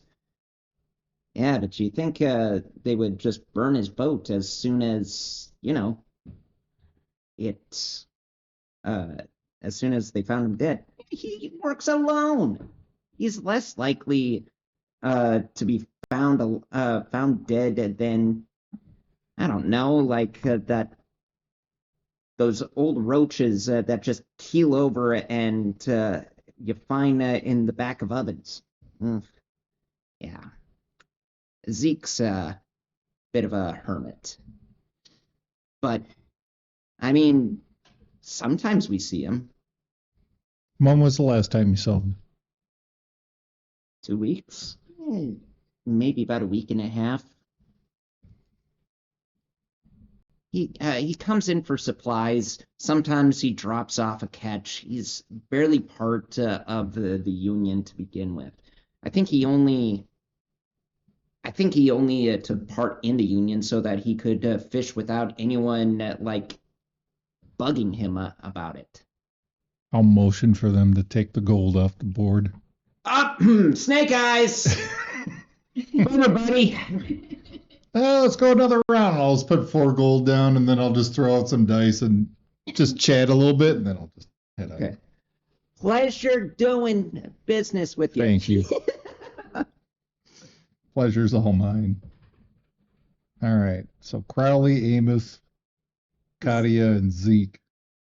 Well, at least that's something to go with, right? All right.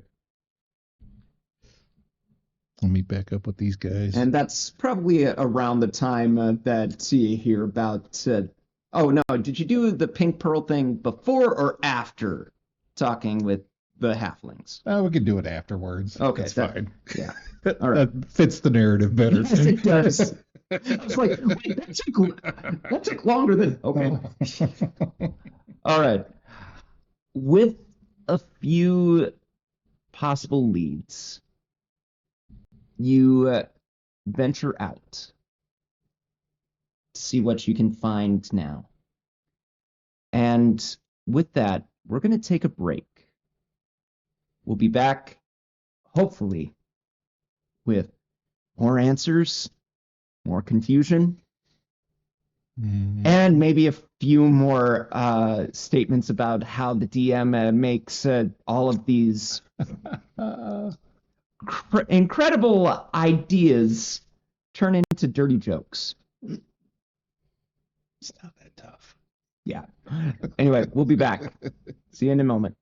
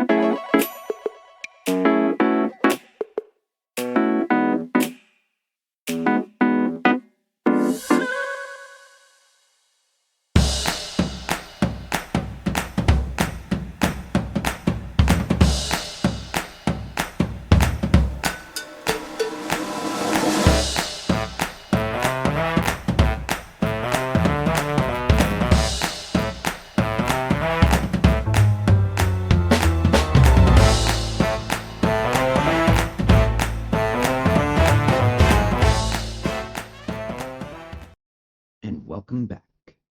Now, party known as the company is still looking into the slod situation going on in the town of Vestus. Excuse me, I've got the hiccups right now.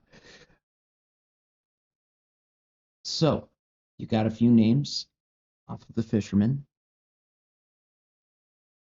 From here, where would you like to go?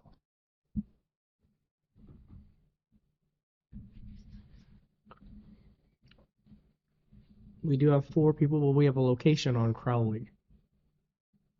The Pink Pearl off the shore. I think he's at the dock, right? You did hear that he's currently at the docks with the dock, with yes. his ship. Yeah. Well, let's go see Mr. Crowley. Mr. Crowley. And that's all we can do. Okay. Make your way to the docks. It's not that far away from the wharf, and you'll find a rather large fishing vessel. This definitely would be for big catch, deep sea game kind of situation. And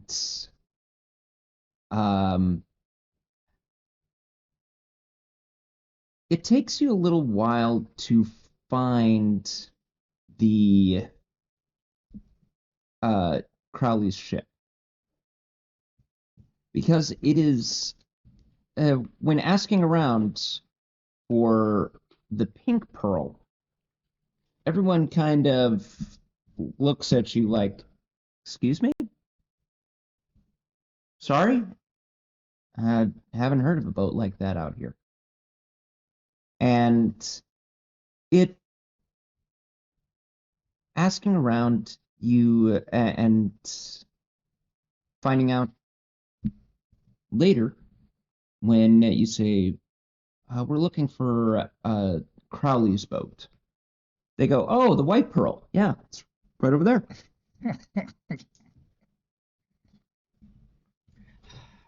You know what? That's fault. That's my fault. I might have made Leslie's pearl brown. Really, dude? I like to go on record. I do not encourage this when I am the DM. Let's be clear when you're the DM. Yes.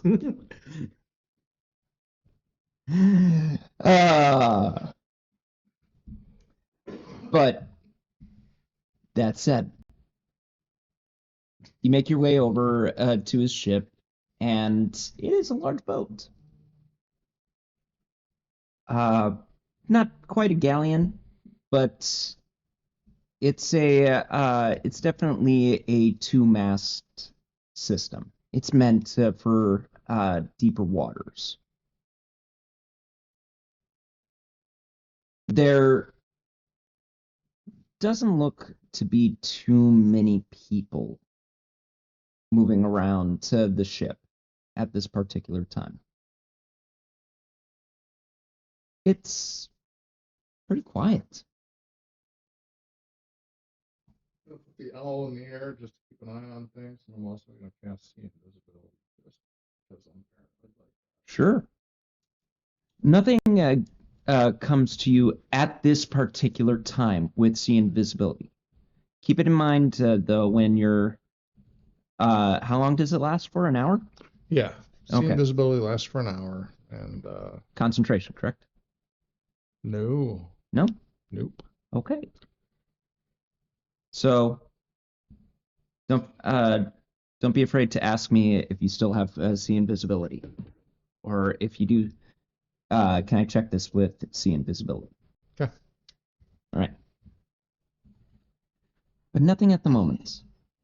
The gangplank is out, and the ship is moored into onto the dock.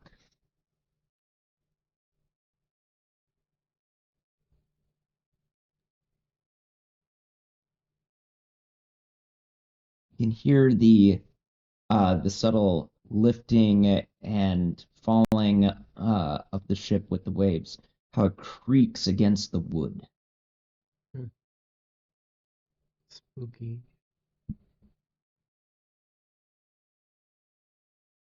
Ahoy on board. Yeah, I was gonna say, step on board. All right. You walk on board.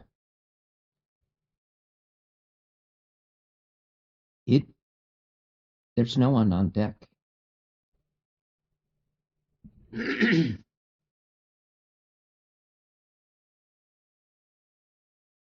Below deck. Should we go quiet? Should we announce ourselves? Am I able to hear anything from like any surrounding areas? Make a perception check. Actually, no. In this case, give me your passive perception.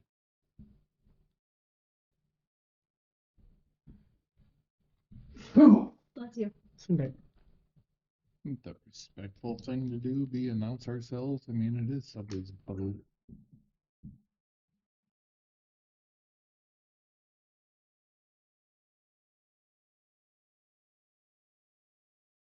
Proper etiquette would be to ask for permission to come aboard. Clock's already on board. We're all standing on the dock still. I will walk back down, but still on the gangplank. You guys Skate, coming? skate, Never mind, I go all the way back, skate, skate, skate, skate. and I make our presence known. Ding! Wait, what time is it, roughly? That's getting closer to the mid-afternoon. Dun, dun, dun, dun.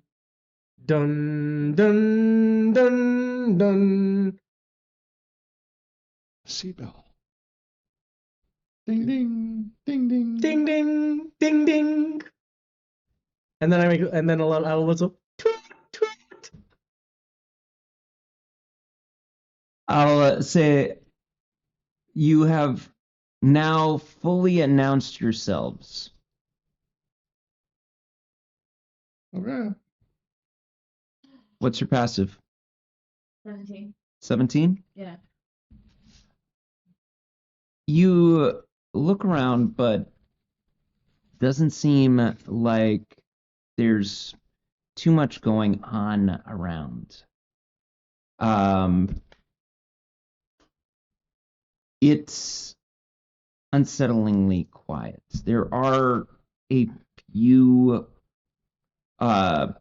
boats, but since this one takes up so much space, it's one of the few currently in dock close by. There are others that are about maybe 20, 30 feet away. Okay. Didn't Janali give us like a sending stone or something? I think so. Yeah. If I remember correctly, he gave it to you so that if you decide to take up his offer.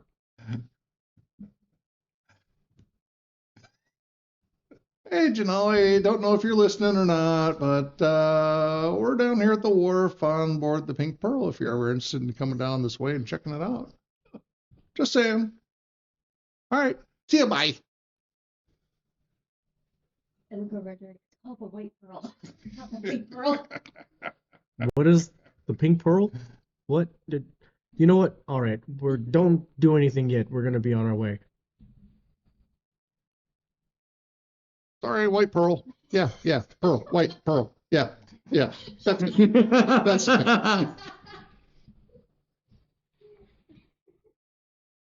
All of a sudden, a new business was formed. Yeah. Hookers on water. Come to the Pink Pearl. Pay your hooker and blow tax all in one spot. I think Good night, everybody. All right. So do you decide to wait, or do you Are you choosing to venture Board. onto the boat? Oh, you're boarding. Okay. Boarding. We've announced ourselves. We've done our due diligence. Let's go see what's up. Mm-hmm. All right. You walk on board. Anyone object if we come on board? No? Ahoy, matey. Yay! Toot toot. We heard you loud and clear. No one objected. You step on deck. Creaking of the wood and the desolation of the room of the area is incredibly unsettling. You will be able to see that there is a means below deck, very close to the center mast. There's also the what looks like the captain's quarters just beyond its and you'll also have the helm up top right over the captain's quarters. Let's go look for a drunken sailor. You have a familiar, don't you? I do. Circling around up Still above. circling around. Can they search around inside the ship? They could. It would be a bit more Difficult for them? an owl. They don't do well in confined spaces. Can't look through a porthole? Does the ship have portals? There are a couple of portholes. All right. Yeah, they can hover and look through a portal. Okay. Give me Mr. Owl's perception check. And it's still bright outside, so don't have the dark vision thing needed for, well, depending on the situation inside. All right. Perception.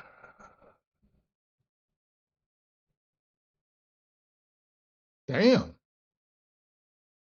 Rolled a 17 plus 3, 20. Nice. Very nice. Well done, Mr. Owl. Okay. So you'll have him fly to one of the portholes along the starboard side of the ship.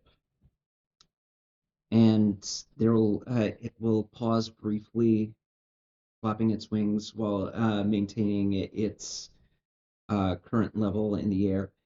And there are a number of, it's dark in there.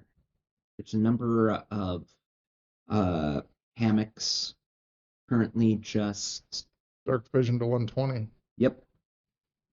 You'll see the hammocks just drifting with no body inside them.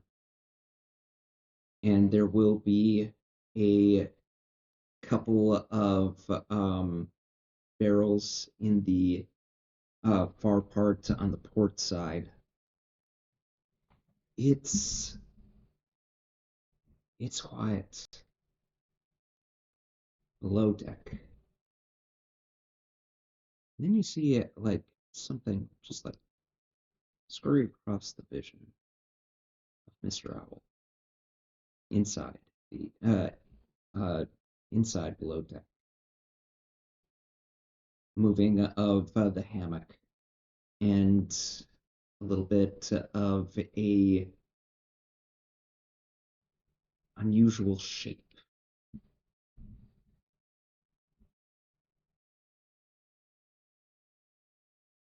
No crew. Possible monsters. Oh, that's good to know. Could also be a rat. I'm not sure. Didn't get a good It look was at it. rather large to be a rat. All right. Rats of unusual size. They don't exist. You keep using that word. I don't think it means what you think it means. All right. Let's proceed with caution. Let's proceed prepared for combat. Mhm. No I'm surprises. going to cast protection from good and evil on myself. Good choice. Nice.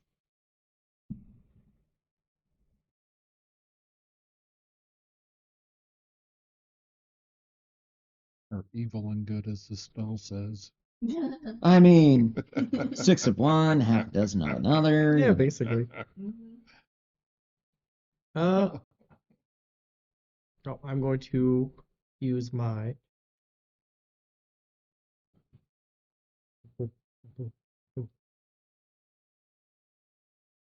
Bastion of Law on myself. Okay. I'm gonna spend. Oh, forgot to do that. 3 sorcery points. And that is a number of d8s I can use to reduce damage if I get attacked. There you go. Just gonna put these on the side there. There you go. All right. So you got Bastion of Law. You've got your detection or protection? Protection. Protection. Okay. Protection. Anything else anybody wants to do? All right. So you make your way down the down to the sub level. There is only the subtle light given off from the upper deck, from sunlight from the upper deck. You can make out some of the hammocks. There are a number of oil lamps throughout the deck. They're all out. There is a smell, a rather pungent smell of old fish guts that wafts in, that hits your noses as you find your footing down here.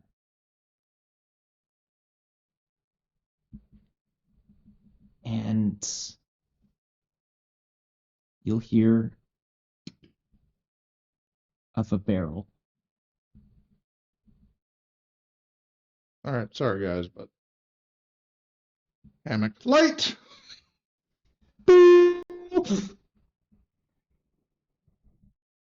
I'd say that that definitely makes everything go from a dark to a low, dim light situation throughout most of it, and well lit in the current area around that hammock. You'll actually see a rather human shaped form individual with a long cloak, kind of just like, son of a.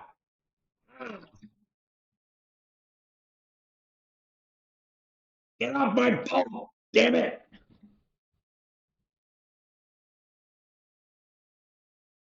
Crowley, Who wants to know?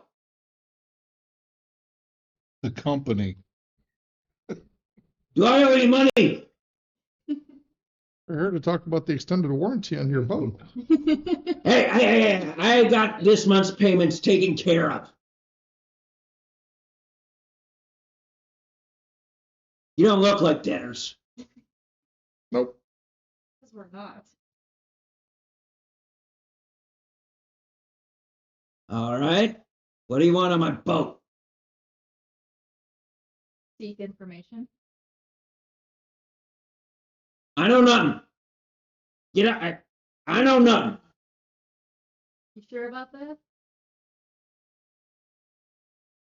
Why wouldn't I? Why would I? Yeah, why wouldn't you know nothing?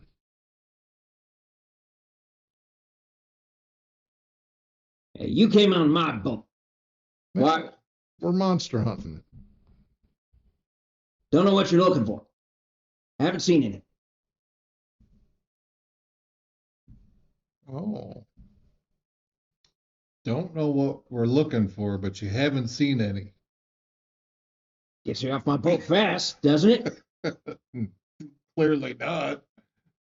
I don't believe him. how long have you owned this boat?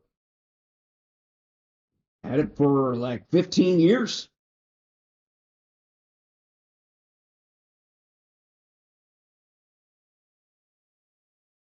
You realize that there was an event that happened today, right? Event? Yeah. What? So, there's some sort of party going on that I need to know. Not my birthday or anything like that.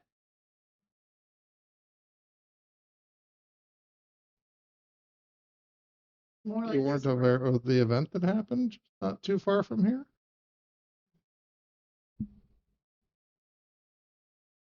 Should I? There's a dangerous outbreak going on. Yeah. Old news. So you know about it?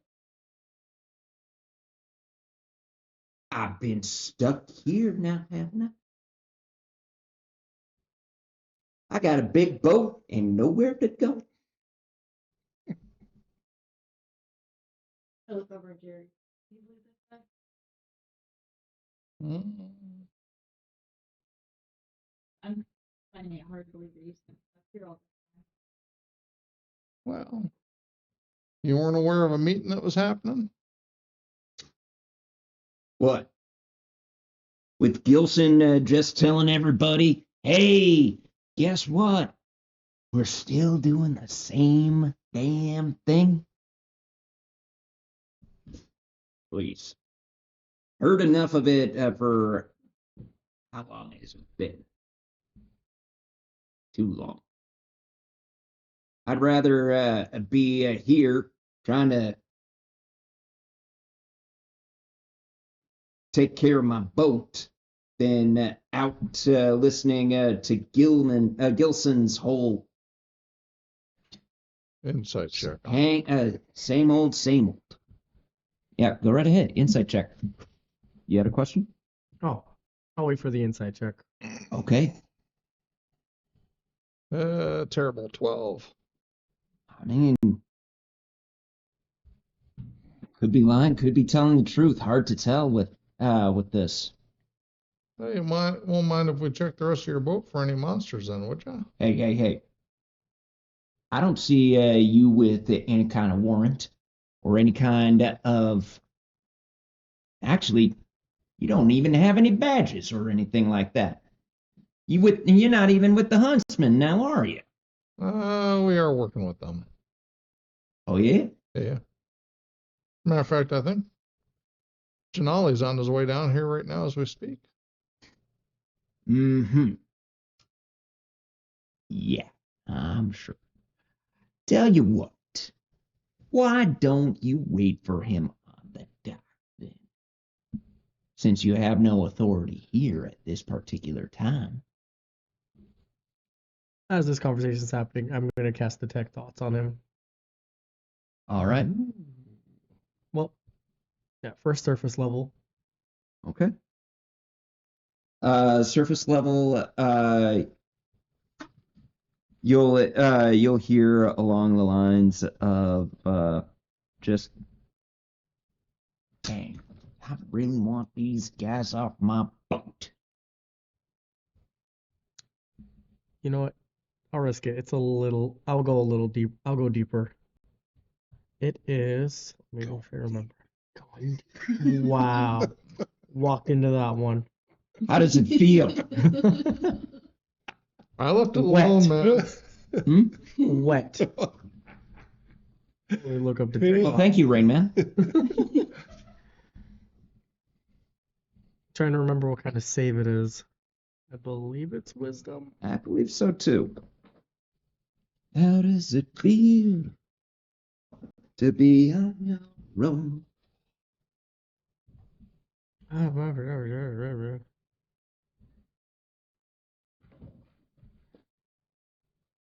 Oh, intelligence. 15. Yeah, I got an 8 on the die. He has a +7. Damn. That's incredible. Anyways. Yeah, man. This guy knows things. All right. So, you're digging deep. What are you digging for?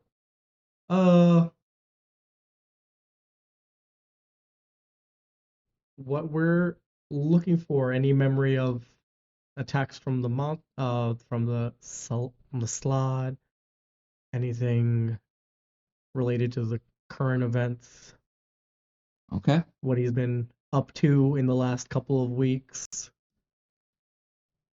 All right. Well, you sift through that, and it's in his thoughts there that you see him listening to Les Gilson. You know for a fact that this is a different time frame because Gilson is wearing different clothes than the ones that they were currently wearing. And it's pretty much almost word for word the same speech that you heard this afternoon. And then you hear it, and then fast forward a bit, hearing it again. And again. And you'll actually see Crowley go up to Gilson at after one of the events and just be like, "What the damn hell is that about? Are you even fighting for us, fishermen?" And Gilson is just like, "There's only so much that the Union has control. We can strike as much as we want. We can protest. We can do anything that we want as far as it comes to catching fish. But this is beyond just me and us.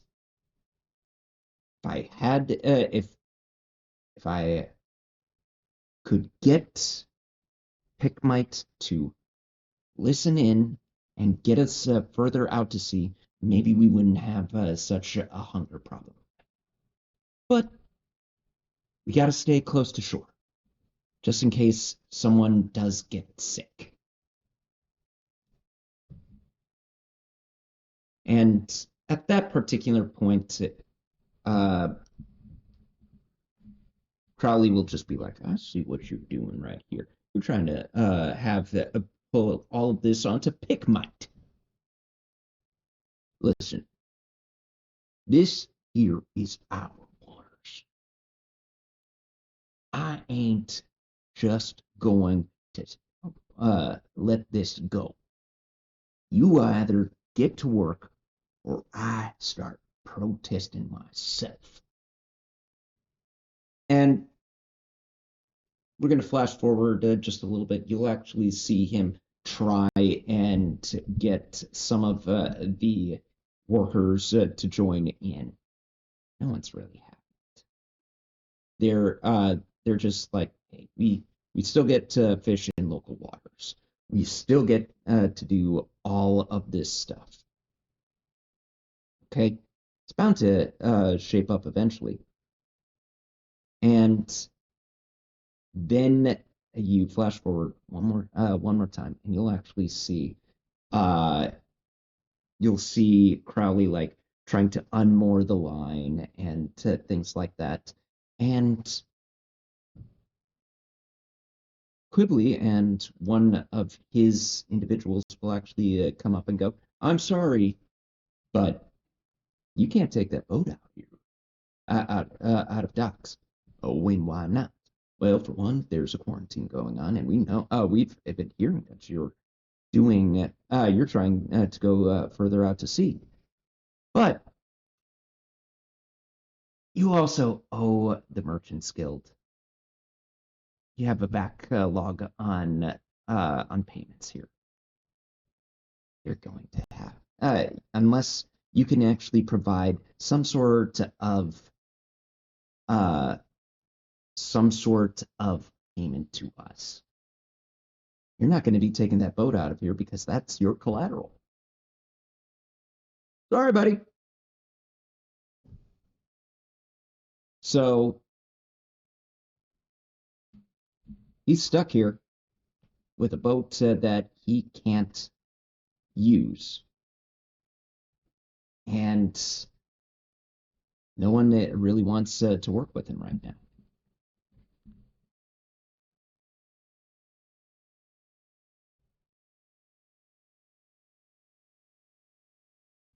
Right.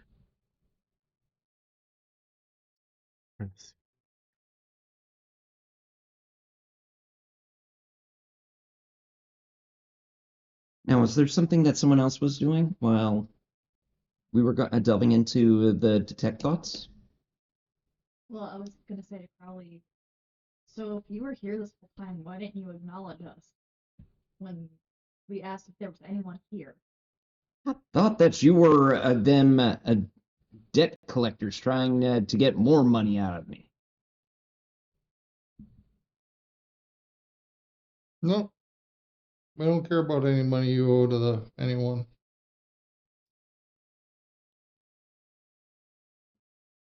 Well, well then, if you don't want my money and you don't see any kind of monsters around, I think you're overstaying your welcome. Okay. It's at this point that you will actually hear the the call from outside.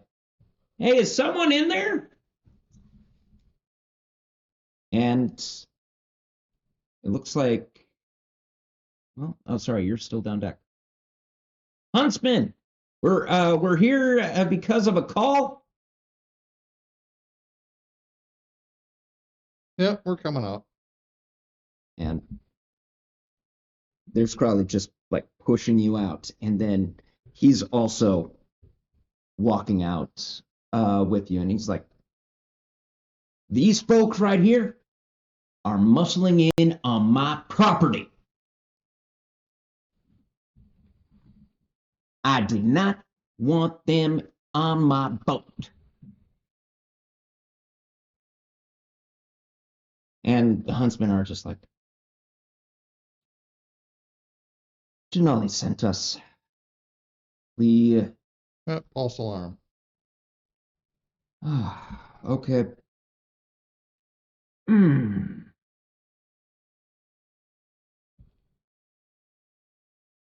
Then I think it is best that we all go our own ways. Wouldn't you?" Yep. Mm-hmm.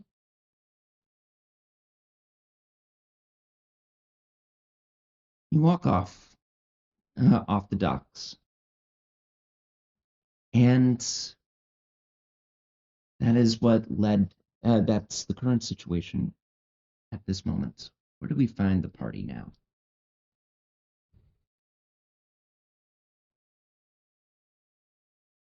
Who's next?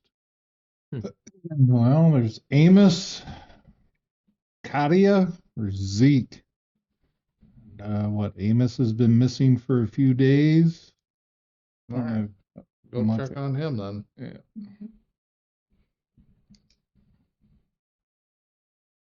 As you leave, it's the huntsmen are actually just stop you for a second, and one of them, the cat folk, looks at the four of you and starts making some signs to you, and the other one looks at him and then back to you and says, Mink would like you to know that you should be careful. That at the moment things are tense right now. And that if things get too unsettled, it might lead to even bigger problems for this town. Yep, we hear you. Very good. So, we'll head out. So, now that you are left alone, you're choosing to go to another one on the list. Yep. Mm-hmm. Who's next on this? Amos. Amos. Okay. You talk around and give me a persuasion check. Someone can give me a persuasion check. Persuasion. 24. Okay. I'm getting that. Oh, disadvantage. Oh, 13. 13. 24. 24. 23. Dang. Mine would have been a 24, but I rolled really well. So nice. Okay. So, Amos, you find out, has actually spent his entire time not on the docks. Instead, he is fully out on the waters. And it takes a little while, but someone will actually point out and say, "You see that ship right over there next to the barrier reef? Yeah, that's Amos's boat right there.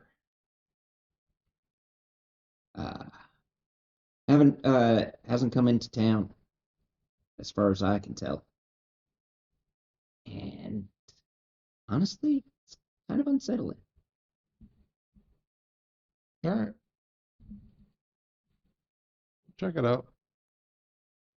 look at Daywin. Point at the boat. You think I could hit that? Yep. Mm. How far's the boat? It's a good 1,000 feet out.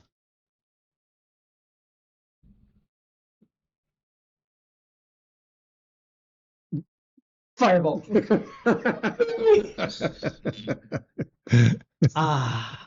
Next time. Close.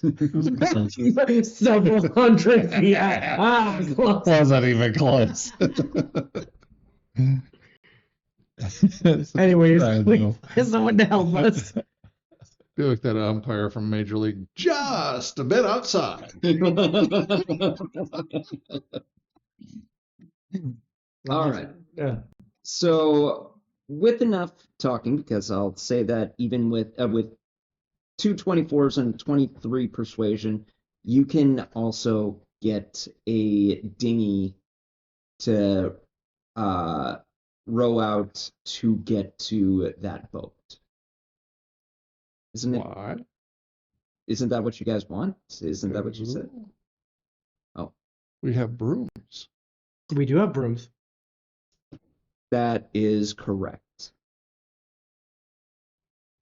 I sometimes forget what you guys have. And Daywin's got his feet of flappiness. I just make it look like I'm walking on water. Oh wait, we have enough rooms. I can technically be on one. We're not in a rush. So you fly across the water Oh my god. and can easily get there relatively easily. Wait. I fly up a little higher, and then I jump off my broom. Oh wait, no, I hold my broom, I deactivate it. And then feather fall Onto the boat? onto the boat. Huh?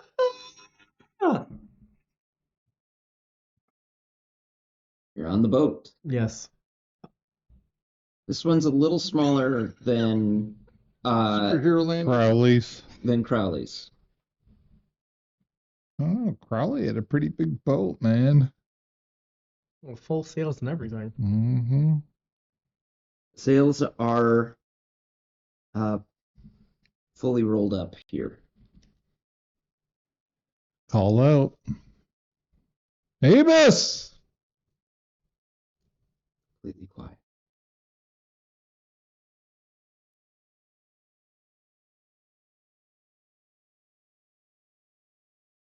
Any portholes around the side of the ship?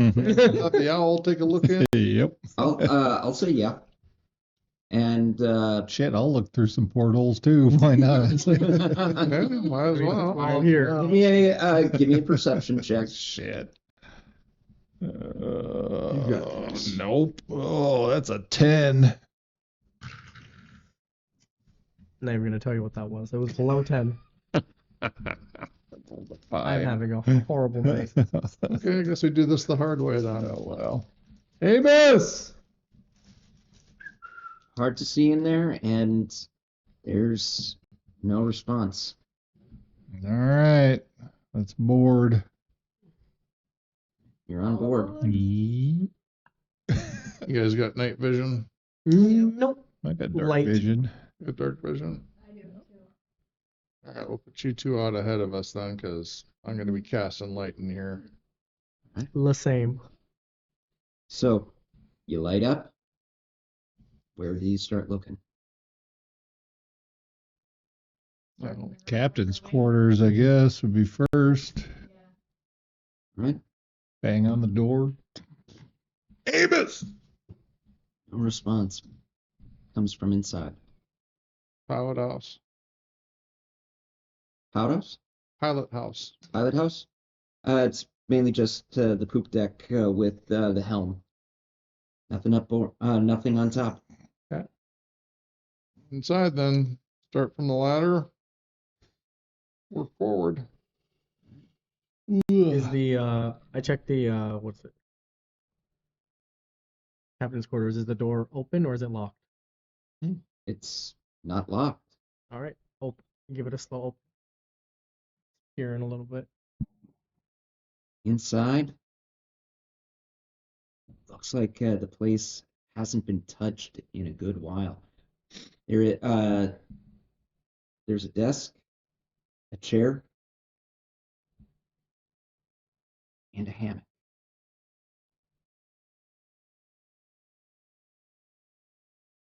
An occupied hammock. Who is in the hammock? Oh, I haven't walked into the room. You haven't walked into the room. Is anyone down here with me? Captain's quarters is far back, so Oh. it's Oh, I see. Is it's on anyone the up here with main me? deck. It's on the main level. I was, because I was Okay. banging on the door. Amos! Should we What go about you inside? two? We'd have been heading down the stairs to Yeah. Okay, check the interior of the ship. you're checking the interior. So as he opens the door, I have dark vision. Can I see any better I mean, as what's inside? you can see a curled up body that is just starting to swing due to the change in compression, and a tuft of hair sticking out. We got a body in here. Don't say it like that. I'm gonna go. We got a dead body in Oh here. my god. Don't know if what is wrong with you? Called his name. He hasn't answered. He's clearly not sleeping. He's Oh, dead. well, let's go check first. I'm gonna go in a little Wanna bit. go look Turns for out that Amos was deaf the entire time. Wait, what am I doing? I have magic. I'm going to use gust to see, like, try to jostle him. Just hammock. Yeah, oof. jostles the hammock. He's still nothing. Still stagnant in there. Oh, he's dead. You're right. That's as dead as it gets. We got a dead body in here. Actually, with the gust. Thunk. Oh no! Now It's he's very- really dead. Way to go, Clock. I don't know. Kill him. I mean, probably. But he's not getting any deader. So we should at least make sure. And we'll slowly approach the body. All right. Just Keeping an eye out for any other movement in the room. okay.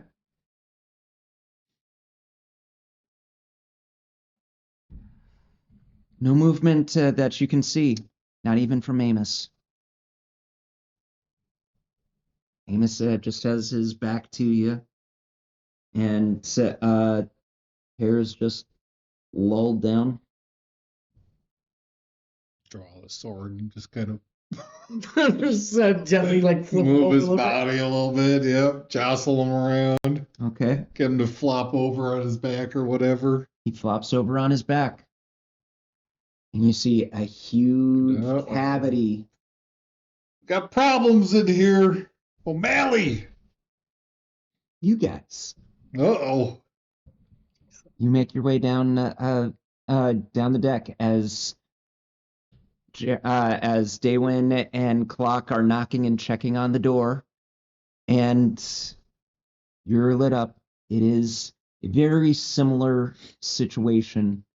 You will actually see a number of other people swinging in hammocks. Check them. No one's. And the first person you check, dead. Open cavity. Next person, dead. Excruciating face and gnarled looking features. Open cavity. You look around. Every crewmate dead. All right, check the rest of the ship. Make sure there ain't any left over. Just curious. What's your passive? Uh-oh. My passive? Yep. Somewhere in the impossible range. I was gonna say 20 something. Passive perception 22. How many crap. crew members are there? Yes. We only know of the one. Let's say we were only here for Amos. 22. Stealth check was 21. Jerry, you will see out of the corner of your eye something just rush on by. Looked like maybe something the size of a rat. And then another. And another. And another. Hear the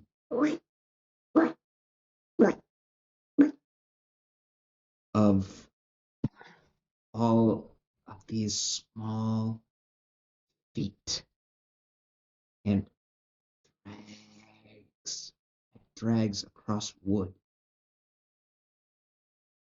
You'll actually see something pop up, and it's got this unusual shaped head. It looks like an eel with a jaw and a two eyes and what could only be described as a nose, but it doesn't have any nostrils. And it's got two rear feet and a long tail. It looks with big eyes. Oh. Baby sloths.